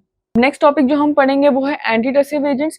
तो एंटीटसिव एजेंट्स जो होते हैं वो कफ को रिलीव या फिर सप्रेस करने के लिए यूज किए जाते हैं, इसीलिए हम इनको कफ सप्रेसेंट्स भी कहते हैं। अब हम बढ़ते हैं इसके क्लासिफिकेशन की तरफ। तो इसमें सबसे पहली कैटेगरी जो आती है वो है सेंट्रली एक्टिंग एंटीटसिव्स, जिसमें आते हैं ओपियोइड्स और नारकोटिक्स जैसे कि codeine, pholcodine, ethyl morphine and morphine. और इसमें कुछ नॉन ओपियोइड्स या फिर नॉन नारकोटिक्स भी आते हैं जैसे कि नोस्केपिन, डेक्स्ट्रोमेथोर्फिन एंड क्लोफेडाइनोल। उसके अलावा इसमें पेरिफेरली एक्टिंग एंटीटसिव्स भी आते हैं जैसे कि एंटीहिस्टामिन्स, जिसमें आते हैं क्लोरफेनिरामिन, डाइफेनहाइड्रामिन एंड प्रोमेथाजिन। कुछ म्यूकोजल एनेस्थेटिक्स इसमें आते हैं जैसे कि बेंजोनाइटेट एंड क्लोरफेडाइनोल। कुछ हाइड्रेटिंग एजेंट्स आते हैं जैसे कि स्टीम एंड एरोसॉल्स। उसके अलावा मिसलेनियस ड्रग्स की अगर हम बात करें तो इसमें आता है ब्रोमहेक्सिन। और इसका फार्माकोलॉजिकल एक्शन अब हम देखते हैं एंटीटसिव एजेंट्स का। तो ये क्या करते हैं, कफ सेंटर का जो थ्रेशोल्ड है उसको इंक्रीज करते हैं। उसके अलावा ये क्या करते हैं, ये रेस्पिरेटरी ट्रैक में पेरिफेरली एक्ट करते हैं, जिसकी वजह से टसल इम्पल्स जो है वो डिक्रीज हो जाती है। तो इस तरीके से क्या होता है, कफ भी सप्रेस हो जाता है। उसके अलावा क्या करते हैं, जो कफ सेंटर हमारे ब्रेन में प्रेजेंट है उसको इनहिबिट कर देते हैं, जिसकी वजह से कफिंग का जो थ्रेशोल्ड है वो कम हो जाता है। इसके अलावा इसकी डोज की बात करते हैं तो जो कोडीन है वो दिया, इनिशियल डोज इसकी है 15 to 60 mg एवरी 4 आवर्स। उसके अलावा इसमें फोल कोडीन जो है वो दिया जाता है 5 to 10 mg की डोज में 3 to 4 टाइम्स डेली। डेक्स्ट्रोमेथोर्फिन दिया जाता है 10 से 20 mg की डोज में एवरी 4 आवर्स। नोस्केपिन भी दिया जाता है सेम वही 15 to 30 mg पर डे की डोज। और चिल्ड्रन में इसको दिया जाता है जस्ट हाफ डोज कर दी जाती है, यानी कि 7.5 mg पर डे की डोज में दिया जाता है। और क्लोरफेनिरामिन को दिया जाता है 2 से 5 mg पर डे की। तो अगर हम इसके इंडिकेशन यानी यूजेस की बात करें तो इसको दिया जाता है in the treatment of cough. उसके अलावा इसको कंट्राइंडिकेट किया जाता है in patients with hypersensitivity to the medication. कोई भी पेशेंट अगर इस मेडिसिन से एलर्जिक है उस पेशेंट को ड्रग एडमिनिस्टर नहीं की जाती है। प्रेगनेंसी और लैक्टेशन में जो लैक्टेटिंग मदर्स होती हैं उनको ये ड्रग नहीं दी जाती। उसके अलावा वो पेशेंट जिनको एस्मा या एम्फिजेमा की कंडीशन होती है उनको नहीं दी जाती। उसके अलावा जो भी चिल्ड्रन और जो चिल्ड्रन 6 साल से कम उम्र के हैं उनमें भी इस ड्रग को नहीं दिया जाता है। अब हम स्टार्ट करते हैं अपने नेक्स्ट टॉपिक से जो कि है एंटी अल्सर ड्रग्स। तो जो एंटी अल्सर ड्रग्स होती हैं इनको दिया जाता है for the treatment of peptic ulcer. जो अल्सर्स होते हैं वो पेट में छाले हो जाते हैं जो कि बहुत ज्यादा पेनफुल होते हैं, उनमें रेडनेस हो जाती है और स्वेलिंग भी हो जाती है। So anti-ulcer drugs are those which are used in the treatment of peptic ulcer. तो जो भी अल्सर स्टमक में होते हैं उसको हम गैस्ट्रिक अल्सर्स कहते हैं और जो अल्सर्स ड्यूडेनम में होते हैं इनको हम ड्यूडेनल अल्सर्स कहते हैं, और इन्हीं दोनों टाइप के अल्सर्स को हम एज अ होल बोलते हैं पेप्टिक अल्सर्स। और ये डेवलप किस वजह से होते हैं? Due to an imbalance between the damaging effects of gastric acid and pepsin. तो गैस्ट्रिक एसिड और पेप्सिन जो होता है वो बहुत डैमेजिंग इफेक्ट्स कॉज करते हैं हमारे स्टमक में, इसकी वजह से अल्सर्स जो है वो कॉज हो जाते हैं। तो अब हम एंटी अल्सर ड्रग्स का क्लासिफिकेशन देखते हैं, ये भी बहुत इंपॉर्टेंट है आपके एग्जाम पॉइंट ऑफ व्यू से। जिसमें सबसे पहले आते हैं एंटी सिक्रीटरी एजेंट्स। ये क्या करते हैं? गैस्ट्रिक एसिड सिक्रीशन को ये कम करते हैं, जैसे कि H2 एंटागोनिस्ट जिसमें आते हैं cimetidine and ranitidine. Proton pump inhibitors इसमें आते हैं जैसे कि omeprazole, pantoprazole and rabeprazole. Anticholinergics आते हैं जैसे कि पायरेंजिपिन, प्रोफेंथलीन एंड ऑक्सीफेनोनियम। कुछ प्रोस्टाग्लैंडिन एनालॉग इसमें आते हैं जैसे कि मीसोप्रोस्टिल एंड रायोप्रोस्टिल। एंटी गैस्ट्रिन आते हैं जैसे कि ऑक्ट्रियोटाइड। उसके अलावा इसमें आते हैं सर्टेन एंटासिड्स जो कि क्या करते हैं? गैस्ट्रिक एसिड को न्यूट्रलाइज करते हैं। सिस्टेमिक कुछ इसमें आते हैं सिस्टेमिक एंटासिड्स जैसे कि sodium bicarbonate and sodium citrate. कुछ नॉन सिस्टेमिक एंटासिड्स जिसमें आते हैं जैसे कि magnesium hydroxide and magnesium trisilicate. फिर इसमें कुछ अल्सर प्रोटेक्टिव्स आते हैं जैसे कि sucralfate and colloidal bismuth subcitrate. Ulcer healing drugs आती हैं जैसे कि कार्बेनॉक्सोलोन सोडियम।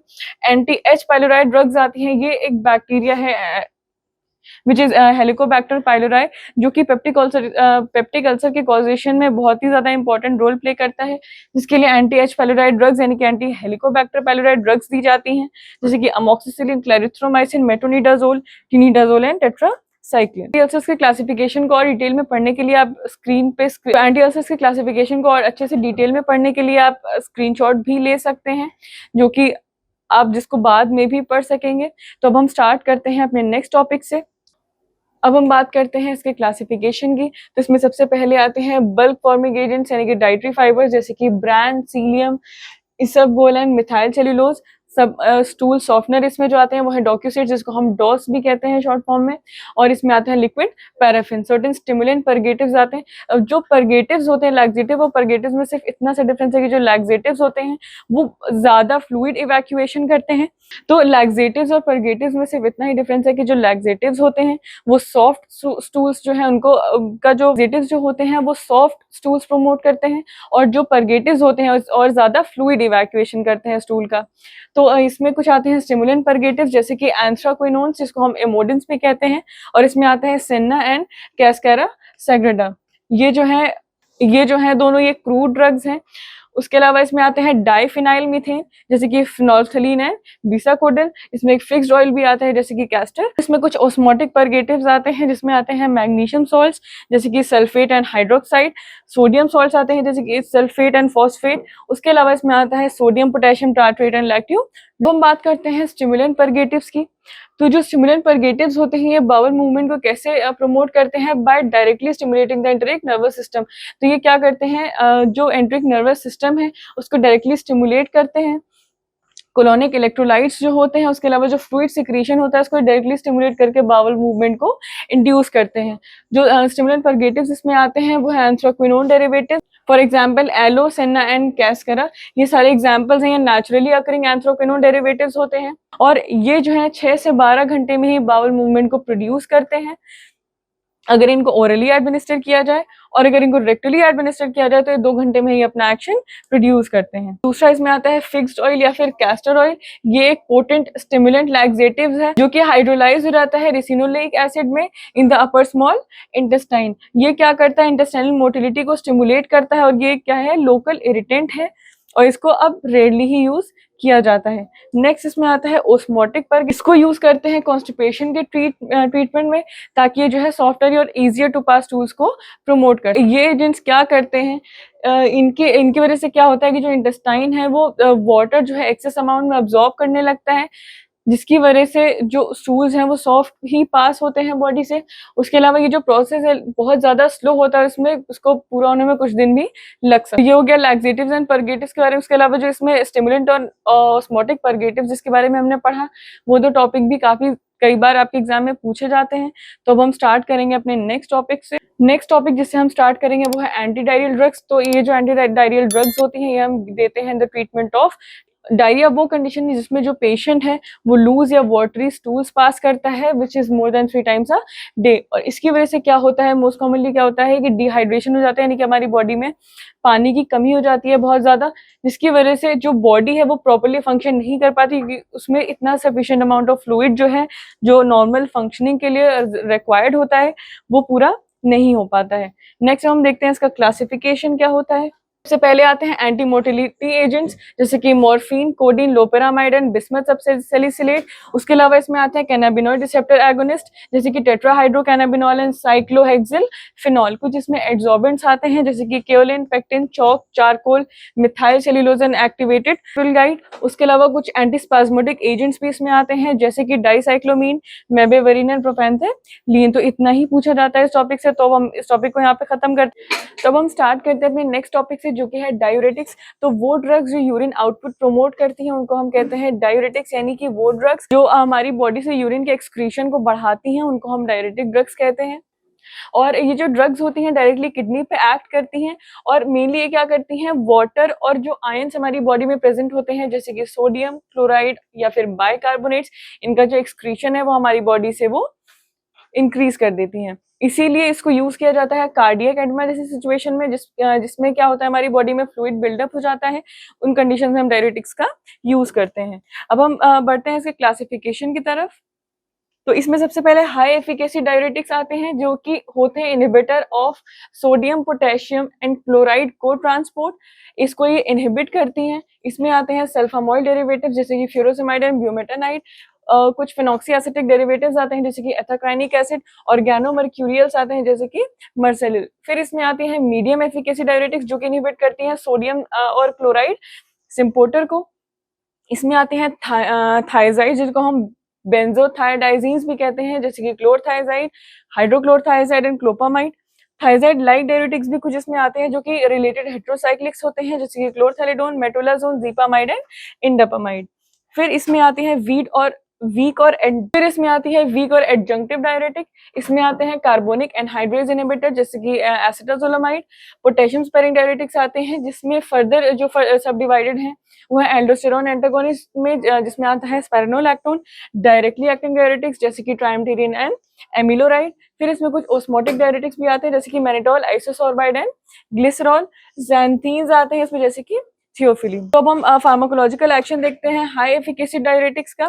तो इसमें जो मेन जो इसकी ड्रग है वो होती है फ्यूरोसेमाइड जो सबसे ज्यादा पोटेंट होती है, तो it is the most potent drug of loop diuretics. और हाई सीरिक डायरेटिक्स जो होते हैं उसको हम लूप डायरेटिक्स भी कहते हैं। तो फ्यूरोसेमाइड क्या करता है, वाटर रीअब्जॉर्प्शन, और फ्यूरोसेमाइड क्या करता है, नेफ्रॉन के अंदर वाटर रीअब्जॉर्प्शन को इनहिबिट करता है by blocking the sodium potassium chloride co-transporter in the thick ascending limb of the loop of Henle। तो लूप ऑफ हेनले का जो थिक असेंडिंग लिम होता है उसके अंदर ये क्या करता है, सोडियम पोटेशियम क्लोराइड ट्रांसपोर्टर को इनहिबिट करता है, जिसकी वजह से नेफ्रॉन में वाटर का रीअब्जॉर्प्शन नहीं हो पाता है। और जब इसका इनहिबिशन होगा तो जो थिक असेंडिंग लिम है ये 25% सोडियम रीअब्जॉर्प्शन करता है नेफ्रॉन में। तो फ्यूरोसेमाइड की जब इस चैनल को इनहिबिट करता है तो इसकी वजह से क्या होता है कि वाटर एब्जॉर्ब नहीं हो पाता और वो यूरिन में एक्सक्रीट होता है। और इसको दिया जाता है in the dose of 20 to 80 mg IV intravenous route से इसको एडमिनिस्टर किया जाता है। नेक्स्ट अब हम फार्माकोलॉजिकल एक्शन देखते हैं मीडियम एफिकेसी डायरेटिक्स है जिसमें मेनली थायजाइड और थायजाइड रिलेटेड ड्रग्स आती हैं।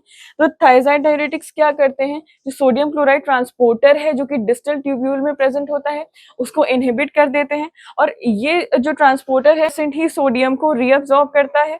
तो ये जो टाइप ऑफ डायरेटिक्स होती हैं कंपैरेटिवली डायरेटिक्स होती हैं as compare to loop diuretics या फिर हाई एफिकेसी डायरेटिक्स, और इसीलिए इनको क्या कहा जाता है, मीडियम एफिकेसी डायरेटिक्स। तो इसकी अगर डोज की बात करें तो हाइड्रोक्लोरथाइजाइड दिया जाता है 12.5 से 100 mg की डेली डोज में, बेंजथाइजाइड दिया जाता है 25 से 100 mg की डोज में, हाइड्रोफ्लोमेथाजाइड भी सेम 25 से 100 mg की डोज में दिया जाता है। अब हम देखते हैं फार्माकोलॉजिकल एक्शन वीक और एडजंक्टिव डायरेटिक्स का। तो इसमें आती है सबसे पहली क्लास जो है वो है कार्बोनिक एनहाइड्रेज इनहिबिटर। ये क्या करता है, बाइकार्बोनेट का ट्रांसपोर्ट जो है जो कि होता है प्रॉक्सिमल कॉन्वोल्यूटेड ट्यूब्यूल के बाहर इंटरस्टिशियम के अंदर, तो ये क्या करता है, इसका ट्रांसपोर्ट प्रोक्सिमल कॉन्वोल्यूटेड ट्यूब्यूल से इंटरस्टिशियम तक नहीं होने देता है, जिसकी वजह से सोडियम जो है इस साइड में बहुत ज्यादा रीअब्सॉर्ब नहीं होता है। तो जितना ही ज्यादा अमाउंट ऑफ सोडियम प्रेजेंट होगा, बाइकार्बोनेट या वाटर प्रेजेंट होगा, उतना ही ज्यादा वो उसका लॉस होगा यूरिन के थ्रू। फिर आता है इसमें पोटेशियम स्पेरिंग डायरेटिक्स। तो ये जो है बहुत ज्यादा वीक डायरेटिक्स होते हैं और सिंपली ये क्या करते हैं, सोडियम पोटेशियम एक्सचेंज जो है उसमें इंटरफेयर करते हैं, जो कि किसमें होता है, डिस्टल कॉन्वोल्यूटेड ट्यूब्यूल्स में, या फिर जो है ये एक्ट करते हैं as a antagonist of aldosterone receptor. Next इसमें आते हैं ऑस्मोटिक डायरेटिक्स, और ये क्या करते हैं, सोडियम और वाटर रीअब्जॉर्प्शन को इनहिबिट करते हैं। कैसे? Bye increasing the osmolarity of the blood and renal filtrate. और ये जो कार्बोनिक एनहाइड्रेज इनहिबिटर है, इसको ग्लाउकोमा की कंडीशन में देते हैं, एपिलेप्सी की कंडीशन में भी देते हैं, और एक्यूट माउंटेन सिकनेस में भी इसको हम देते हैं। और पोटेशियम स्पेरिंग डायरेटिक्स जो है वो थायजाइड डायरेटिक्स के साथ दिए जाते हैं, और पोटेशियम स्पेरिंग डायरेटिक्स जो है ये थायजाइड डायरेटिक्स और हाई सीरिंग डायरेटिक्स के साथ एडमिनिस्टर किए जाते हैं। फिर इसमें आते हैं ऑस्मोटिक डायरेटिक्स।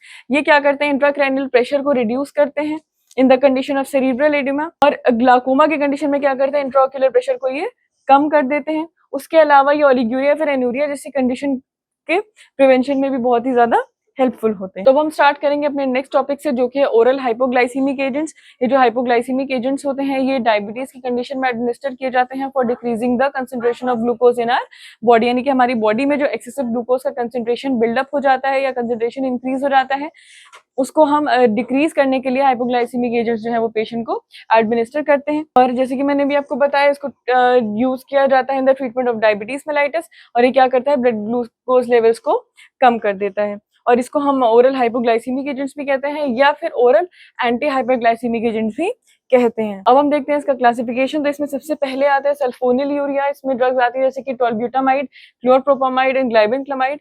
बिगवानाइड्स इसमें आते हैं जैसे कि मेटफॉर्मिन एंड ब्यूफॉर्मिन। इसमें सब्स्टिट्यूटेड बेंजोइक एसिड डेरिवेटिव्स आते हैं जिसको हम मेग्लिटिनाइड भी कहते हैं, जैसे कि मेग्लिटिनाइड, रेपाग्लिनाइड एंड नाइट्रोग्लिनाइड। फिर इसमें आता है थायाजोलिडीन डायोन, इसको हम ग्लिटाजोन्स भी कहते हैं, फॉर एग्जाम्पल पायोग्लिटाजोन, डाइग्लिटाजोन एंड रोजिग्लिटाजोन। फिर इसमें अल्फा ग्लूकोसिडेज इनहिबिटर्स भी आते हैं जैसे कि एकार्बोज एंड मिग्लिटोल। तो सल्फोनिल यूरियाज की अगर हम बात करें तो ये ड्रग्स क्या करती हैं, टाइप 2 डायबिटीज के केस में ब्लड ग्लूकोज लेवल को हमारी बॉडी से कम करती हैं, और इसको यूज भी उसी कंडीशन के लिए किया जाता है in the treatment of type 2 diabetes mellitus. और इसके सर्टेन एडवर्स इफेक्ट्स है वो हाइपोग्लाइसीमिया, यानी कि अगर बहुत ज्यादा कंसेंट्रेशन में या बहुत ज्यादा अमाउंट में पेशेंट एडमिनिस्टर करता है तो उसकी ब्लड ग्लूकोज लेवल नॉर्मल से कम भी हो सकते हैं। नेक्स्ट इसमें आता है बिगवानाइड। तो इसमें जो दो ड्रग्स आती हैं वो है फेनफॉर्मिन एंड मेटफॉर्मिन। ये ड्रग्स क्या करती हैं, blood glucose level diabetic patients में कम कर देती है bye increasing the hyperglycaemic action of the insulin, यानी कि इंसुलिन का हाइपरग्लाइसीमिक एक्शन जो है उसको इंक्रीज करके ये क्या करता है, ब्लड ग्लूकोज लेवल को डायबिटिक पेशेंट्स में डिक्रीज कर देती है। इसको भी टाइप 2 डायबिटीज मेलाइटिस की कंडीशन में यूज करते हैं। उसके अलावा एंटीसाइकोटिक इंड्यूस्ड वेट, यानी कुछ एंटीसाइकोटिक ड्रग्स की वजह से जब बॉडी वेट बहुत ज्यादा इंक्रीज हो जाता है उस कंडीशन में भी इसको यूज करते हैं। और ये जो ड्रग्स, इसका जो एडवर्स इफेक्ट्स या फिर साइड इफेक्ट्स हैं वो एब्डोमिनल पेन, एनोरेक्सिया यानी कि वेट लॉस हो जाता है बहुत ज्यादा, नोजिया फील होता है, मेटालिक टेस्ट रहता है, इसके अलावा माइल्ड डायरिया टाइटनेस भी हो जाती है। और जो हाइपोटेंसिव पेशेंट्स होते हैं, यानी कि जिनका वो पेशेंट्स जिनका ब्लड और इसको कंट्राइंडिकेट किया जाता है उन पेशेंट्स में जिनको हाइपोटेंशन होता है, यानी कि जिनका ब्लड प्रेशर बहुत ज्यादा कम रहता है, कंडीशन में जो बिगवानाइड्स है उनको उन पेशेंट्स को नहीं दिया जाता है।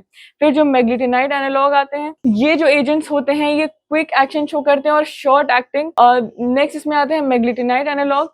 ये क्या करते हैं, quick onset of action show करते हैं। और ये रेपाग्लिनाइड जो है ये ओरल हाइपोग्लाइसीमिक जो इंट्रोड्यूस हुए हैं उनकी क्लास की ये पहली ड्रग है। और ये ड्रग कैसे एक्ट करती है, bye binding with the sulphonyl urea receptor. ये ड्रग क्या करता है, सल्फोनिल यूरिया रिसेप्टर जो है उनके साथ बाइंड कर जाता है। उसके अलावा ये और रिसेप्टर से बाइंड करता है। ये ड्रग कैसे वर्क करती है, सबसे पहले क्या करती है, सल्फोनिल यूरिया रिसेप्टर्स जो है उनके साथ बाइंड करती है, और उसके अलावा सर्टेन अदर रिसेप्टर्स भी हैं जिनके साथ ये बाइंड करके क्या करता है, जो एटीपी डिपेंडेंट यानी कि एनर्जी डिपेंडेंट पोटेशियम चैनल्स जो होते हैं उनको क्लोज कर देती है, which is followed by depolarisation and release of insulin. तो जैसे ही इंसुलिन रिलीज होता है तो ये हमारी बॉडी में जो ब्लड ग्लूकोज कंसंट्रेशन है उसको ये कम कर देता है। फिर आता है इसमें अल्फा ग्लूकोसिडेज इनहिबिटर। तो ये भी ओरल एंटी डायबिटिक ड्रग्स हैं और ये टाइप 2 डायबिटीज मेलाइटिस के ट्रीटमेंट में बहुत ज्यादा हेल्पफुल होते हैं। ये क्या करते हैं, कार्बोहाइड्रेट्स जैसे कि स्टार्च और टेबल शुगर, ऐसे कार्बोहाइड्रेट्स का क्या होता है, ये डाइजेशन नहीं होने देता है, क्योंकि क्या होता है कि जो कार्बोहाइड्रेट्स होते हैं सिंपल शुगर्स यानी कि मोनोसैकेराइड्स में कन्वर्ट होते हैं और इंटेस्टाइन में इंटेस्टाइन में जाके ये अब्जॉर्ब हो जाते हैं। तो जो अल्फा ग्लूकोसिडेज इनहिबिटर है, ये क्या करते हैं, कार्बोहाइड्रेट्स का जो इफेक्ट है ब्लड शुगर के ऊपर, उसको ये कम कर देते हैं, यानी कि अल्टीमेटली जो ब्लड ग्लूकोज लेवल्स हमारी बॉडी में वो डिक्रीज हो जाते हैं। और अगर हम सर्टेन साइड इफेक्ट्स की बात करें तो ये flatulence, loss of appetite, nausea और डायरिया जैसे एडवर्स इफेक्ट्स जो है ये प्रोड्यूस करते हैं। तो ये हो गया ओरल हाइपोग्लाइसीमिक में क्या क्या चेंजेस लाता है, क्या क्या चेंजेस अगर होते हैं हमारे बॉडी में हिस्टामीन की वजह से। तो हिस्टामीन जो है ये नाइट्रोजन कंटेनिंग ऑर्गेनिक कंपाउंड है जो कि अमीन्स ग्रुप से बिलोंग करता है, और जो हमारी बॉडी की मेनली जो मस्ट सेल्स होती हैं वो हिस्टामीन को प्रोड्यूस करती हैं। और ये क्या होता है, ये एक इन्फ्लेमेटरी मीडिएटर है जो कि एक लोकल इम्यून रिस्पॉन्स को जनरेट करता है। अब हम स्टार्ट करते हैं इसके फिजियोलॉजिकल रोल से। तो पहले देखते हैं नर्वस सिस्टम में। तो नर्वस सिस्टम में क्या करता है, हिस्टामीन जो है सेंसरी नर्व्स को स्टिमुलेट करता है नर्वस सिस्टम में। हिस्टामीन से अगर एपिडर्मिस में रिलीज होता है तो उसकी वजह से क्या होता है, इचिंग होती है, यानी कि उस एरिया में खुजली होती है बहुत ज्यादा। और उसके बाद अगर ये डर्मिस में रिलीज होता है तो ये पेन कॉज करता है, जो कि H1 रिसेप्टर्स जो है वो मीडिएट करते हैं जिस एक्शन को। उसके बाद हम बात करते हैं कार्डियोवैस्कुलर सिस्टम। तो इसमें ब्लड वेसल्स में ये क्या करता है, लार्ज ब्लड वेसल्स जो होती हैं उनको ये कॉन्स्ट्रिक्ट कर देता है, और जो स्मॉल आर्टेरियोल्स हैं उनको ये डायलेट करता है। उसके अलावा ये क्या करता है, कैपिलरी परमिएबिलिटी को ये इंक्रीज करता है by the stimulation of H1 receptor, जो कि क्या करते हैं, which are responsible for the contraction and separation of endothelial cells, यानी कि जो H1 रिसेप्टर्स हैं ये क्या करते हैं, एंडोथेलियल सेल्स का कॉन्ट्रैक्शन करते हैं, उनको सेपरेट करते हैं, जिसकी वजह से कैपिलरी परमिएबिलिटी जो है वो इंक्रीज हो जाती है। इसके बाद क्या होता है, जो भी प्लाज्मा प्रोटीन्स हैं, फ्लूइड्स हैं, वो एक्स्ट्रा सेलुलर स्पेस में एंटर करते हैं और एडिमा कॉज करते हैं, यानी कि स्वेलिंग कॉज करते हैं। And this is a manifestation of urticaria, यानी कि एक एलर्जिक रिएक्शन है। और ये जो एडिमा होता है ये सिम्टम होता है अर्टिकेरिया। तो ये जो लुईस ट्रिपल रिस्पॉन्स है मेनली 3 चीजों से अराइज होता है। इसमें पहला आता है रेड कलर्ड स्पॉट, दूसरा इसमें आता है फ्लेयर और फ्लश, जिसमें जो रेड स्पॉट फर्स्ट स्टेप में फॉर्म होता है उसके अराउंड देखने को मिलता है, जिसको फ्लेयर या फिर फ्लश कहते हैं। फिर उसके 1-2 मिनट के बाद एक व्हील या फिर स्वेलिंग देखने को मिलती है, जो कि at the site of injection देखने को मिलती है। तो ये जो रेड कलर्ड स्पॉट है, फ्लेयर और फ्लश है, और ये जो व्हील या फिर स्वेलिंग है, यही जो है लुईस ट्रिपल रिस्पॉन्स होता है जो कि हिस्टामीन प्रोड्यूस करता है। तो अगर हम हिस्टामीन का आईवी एडमिनिस्ट्रेशन करते हैं, यानी कि अगर इंट्रावेनस रूट से हम हिस्टामीन को लार्ज डोजेस में एडमिनिस्टर करते हैं, तो ये क्या करता है, इसमें सडन बीपी फॉल होता है, यानी कि बीपी सडनली बहुत ज्यादा डिक्रीज हो जाता है। ये किस वजह से होता है कि जो ब्लड वेसल्स हैं वो बहुत ज्यादा डायलेट हो जाती हैं, जिसकी वजह से उनमें ब्लड और ज्यादा फिल हो जाता है और उनकी परमिएबिलिटी जो है वो इंक्रीज होती है, वेनस रिटर्न डिक्रीज होता है और कार्डियक आउटपुट भी कम हो जाता है। फिर बात करते हैं हार्ट की। तो अगर H2 रिसेप्टर्स जो है स्टिमुलेट होते हैं तो हार्ट की कॉन्ट्रैक्टिलिटी जो है वो इंक्रीज हो जाती है, जिसकी वजह से कार्डियक ऑटोमेटिसिटी जो है उसका स्टिमुलेशन होता है। उसके अलावा ऐसे और एवी नोडल एक्टिविटीज भी ऑब्जर्व होती हैं। फिर इसमें आता है हिस्टामीन एंड एलर्जिक रिएक्शन। तो जब भी कोई एंटीजन IgE एंटीबॉडी या फिर FC रिसेप्टर के साथ इंटरैक्ट करता है जो कि मस्ट सेल सरफेस पर प्रेजेंट होता है, तभी क्या होता है, स्टोर्ड हिस्टामीन रिलीज होता है। और ये जो कंडीशन है ये एटोपिक इंडिविजुअल्स में देखने को मिलती है, यानी कि इमीडिएट हाइपर सेंसिटिविटी रिएक्शन या फिर एलर्जिक रिएक्शन हमें देखने को मिलता है। फिर इसमें आता है histamine and gastric acid secretion. तो हिस्टामीन जो है वो गैस्ट्रिक एसिड सिक्रीशन को स्टिमुलेट करता है। ये एक्शन कौन करता है, H2 रिसेप्टर्स जो है वो स्टिमुलेट करते हैं इस एक्शन को on the gastric parietal cell. और यही H2 रिसेप्टर्स अगर ब्लॉक हो जाते हैं तो तो हिस्टामीन के स्टिमुलेशन के बाद जो भी एसिड सिक्रीट होता है वो नहीं हो पाता, यानी कि वो एलिमिनेट हो जाता है। इसीलिए जिन पेशेंट्स को पेप्टिक अल्सर की कंडीशन होती है उनके ट्रीटमेंट में उनको H2 रिसेप्टर एंटागोनिस्ट दिए जाते हैं। फिर इसमें आता है एक्शन ऑन स्मूथ मसल्स। अब देखते हैं कि हिस्टामीन का स्मूथ मसल्स में क्या एक्शन होता है। तो H1 रिसेप्टर्स जब भी एक्टिवेट होते हैं तो स्मूथ मसल्स जो है वो कॉन्ट्रैक्ट होते हैं, और जब भी H2 रिसेप्टर एक्टिवेट होता है तब स्मूथ मसल्स जो होते हैं वो रिलैक्स होते हैं। और ये जो स्मूथ मसल कॉन्ट्रैक्शन है ये मेनली अस्थमा के पेशेंट्स में देखने को मिलता है। जब H1 रिसेप्टर्स एक्टिवेट होते हैं तो ब्रोंकियल मसल्स जो होते हैं पेशेंट के, अस्थमा पेशेंट्स के, वो कॉन्स्ट्रिक्ट हो जाते हैं और इस कंडीशन को कॉज करते हैं। तो ये था फिजियोलॉजिकल रोल ऑफ हिस्टामीन। तो अब हम स्टार्ट करते हैं अपने नेक्स्ट टॉपिक से जो कि है एंटीबायोटिक्स। तो एंटीबायोटिक्स का क्लासिफिकेशन जो है वो बहुत ज्यादा पूछा जाता है एग्जाम में। तो एंटीबायोटिक्स जो होती हैं वो ड्रग्स होती हैं जो कि हम बैक्टीरियल इन्फेक्शंस को ट्रीट करने के लिए यूज करते हैं। तो इसके हम क्लासिफिकेशन से स्टार्ट करते हैं। तो इसमें सबसे पहले आती हैं बीटा लैक्टम एंटीबायोटिक्स, जिसमें आती हैं पेनिसिलिन, सेफेलोस्पोरिन, मोनोबैक्टम्स एंड कार्बापेनेम्स। फिर इसमें आते हैं अमीनोग्लाइकोसाइड, जिसमें ड्रग्स आती हैं स्ट्रेप्टोमाइसिन, जेंटामाइसिन, फ्रामासिटिन एंड नियोमाइसिन। फिर मैक्रोलाइड एंटीबायोटिक्स आते हैं इसमें, जिसमें ड्रग्स आती हैं इरिथ्रोमाइसिन, रोक्सिथ्रोमाइसिन, एजिथ्रोमाइसिन एंड क्लरिथ्रोमाइसिन।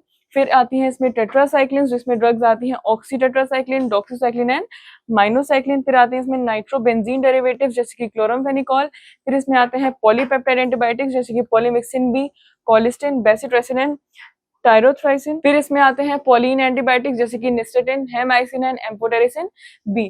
फिर सर्टेन मिसलेनियस एजेंट्स भी इसमें आते हैं जैसे कि rifampicin, lincomycin, vancomycin, fusidic acid, cycloserine, viomycin and griseofulvin. तो ये जितने भी ड्रग्स हैं ये सारी आती हैं एंटीबायोटिक्स में। इसको अच्छे से पढ़ने के लिए आप इसका स्क्रीनशॉट भी ले सकते हैं स्क्रीन से। और एंटीबायोटिक्स में सबसे ज्यादा पूछे जाने वाला जो टॉपिक है वो है पेनिसिलिन। तो हम स्टार्ट करते हैं पेनिसिलिन से। तो पेनिसिलिन जो है फर्स्ट एंटीबायोटिक है जो कि जिसको 1941 में पहली बार यूज किया गया था और इसको ऑब्टेन किया गया था पेनिसिलियम रोटेटम से, जो कि एक फंगस है। तो हम इसके क्लासिफिकेशन की अगर बात करें तो नेचुरल पेनिसिलिन में आता है बेंजाइल पेनिसिलिन, जिसको हम पेनिसिलिन जी भी कहते हैं। फिर आते हैं सेमी सिंथेटिक पेनिसिलिन, जिसमें जिसके जो 3 सब टाइप्स में क्लासिफाइड है, यानी कि acid resistant alternative to penicillin G, जिसमें आता है फिनॉक्सी मिथाइल पेनिसिलिन यानी कि पेनिसिलिन बी। फिर आते हैं इसमें पेनिसिलिनेज रेजिस्टेंट पेनिसिलिन। फिर आते हैं इसमें पेनिसिलिनेज रेजिस्टेंट पेनिसिलिन जैसे कि मेथिसिलिन, क्लोक्सासिलिन एंड डाइक्लोक्सासिलिन। फिर आते हैं एक्सटेंडेड स्पेक्ट्रम पेनिसिलिन, इसमें आते हैं अमीनो पेनिसिलिन जैसे कि ampicillin, back ampicillin and amoxicillin. फिर इसमें आते हैं यूरिडो पेनिसिलिन, जिसमें आती है पिप्रेसिलिन एंड मेस्लोसिलिन। उसके अलावा जो एक्सटेंडेड स्पेक्ट्रम पेनिसिलिन्स हैं ये एक और सब टाइप्स में क्लासिफाइड है जो कि है कार्बोक्सी पेनिसिलिन, जिसमें ड्रग आती है कार्बेनिसिलिन। फिर पेनिसिलिन में कुछ आते हैं बीटा लैक्टेमेज इनहिबिटर जैसे कि क्लेवलेनिक एसिड, सेल्बैक्टम एंड टासोबैक्टम। तो ये था पेनिसिलिन का पूरा क्लासिफिकेशन। एसिड रेजिस्टेंट पेनिसिलिन में सबसे पहले आता है पोटेशियम फिनॉक्सीमिथाइल पेनिसिलिन, जिसको हम पेनिसिलिन बी भी कहते हैं। और ये जो ड्रग है ये किसके ये जो ड्रग है स्टेफाइलोकोकाई के अगेंस्ट काम करती है, क्योंकि ये स्लोली इसको जो पेनिसिलिनेज है वो डिस्ट्रॉय करता है। इसको दिया जाता है in the dose of 65 and 125 mg tablets. तो 65 से 125 mg टैबलेट्स की डोज में इसको दिया जाता है। उसके अलावा इसमें आती है पोटेशियम फिनॉक्सी इथाइल पेनिसिलिन, जिसको फेनएथिसिलिन भी कहते हैं। और ये जो है फिनॉक्सी मिथाइल पेनिसिलिन के ही सिमिलर है और इनका जो एंटीबैक्टीरियल इफेक्ट है वो भी सेम ही है। फिर इसमें आते हैं बीटा लैक्टमेज रेजिस्टेंट पेनिसिलिन, जिसमें आता है मेथिसिलिन। और ये जो है स्टेफाइलोकोकस ऑरियस के अगेंस्ट एक्टिव होता है, यानी कि उसको डिस्ट्रॉय करता है, और इसीलिए इसको हम beta lactam antibiotic resistant staphylococci भी कहते हैं। फिर इसमें आता है क्लॉक्सासिलिन। ये जो ड्रग है इसकी जो एंटीबैक्टीरियल एक्टिविटी होती है वो कंपैरेटिवली वीक होती है as compare to benzyl penicillin, लेकिन ये ज्यादा एक्टिव होता है as compare to methicillin resistant staphylococci. इसमें आता है penicillin active against gram positive and gram negative organism. तो इसमें जो ड्रग आती है सबसे पहली वो है एम्पिसिलिन, और ये हाईली इफेक्टिव होता है against a variety of gram negative bacteria. तो यानी कि मोस्टली क्या होता है जो ग्राम नेगेटिव बैक्टीरिया हैं उनके अगेंस्ट ये एक्टिव होता है, जैसे कि H influenzae, streptococcus viridans, proteus mirabilis. तो ये सारे बैक्टीरिया हैं जिनके अगेंस्ट एम्पिसिलिन जो है वो एक्टिव होता है। फिर इसमें आता है अमोक्सिसिलिन, जो कि एक सेमी सिंथेटिक पेनिसिलिन है और इसकी भी ब्रॉड एंटीबैक्टीरियल एक्टिविटी है, और इसके जो यूजेस हैं यानी कि जो इसकी एंटीबैक्टीरियल एक्टिविटी है वो सिमिलर है एम्पिसिलिन के। इसमें आता है एक्सटेंडेड स्पेक्ट्रम पेनिसिलिन में ड्रग्स आती है कार्बेनिसिलिन। तो ये जो ड्रग है इसको बीटा लैक्टमेज जो है वो इनएक्टिवेट कर देता है, और ये जो ड्रग होती है एसिड लेबाइल होती है, यानी कि एसिड के इफेक्ट से ये डिस्ट्रॉय हो जाती है, जिसकी वजह से इसको पेरेंटल रूट के थ्रू एडमिनिस्टर करना पड़ता है। और इसको एडमिनिस्टर किया जाता है 2 ग्राम की डोज में by the intramuscular route every 6 hours. और इसको दिया जाता है in the treatment of acute and chronic infections of the upper and lower urinary tract.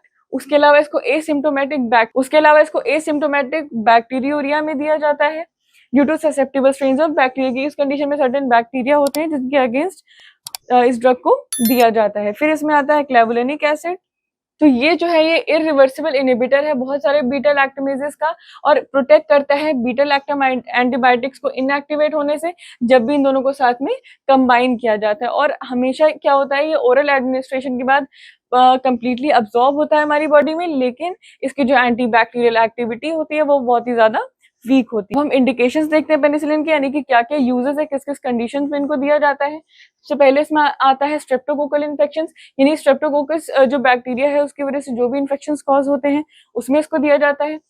Pneumococcal infection, यानी कि न्यूमोकोकस इन्फेक्शन जो भी कॉज होते हैं न्यूमोकोकस बैक्टीरिया की वजह से, उन कंडीशंस में इसको दिया जाता है। सेम मेनिंजोकोकल इन्फेक्शन में इसको दिया जाता है।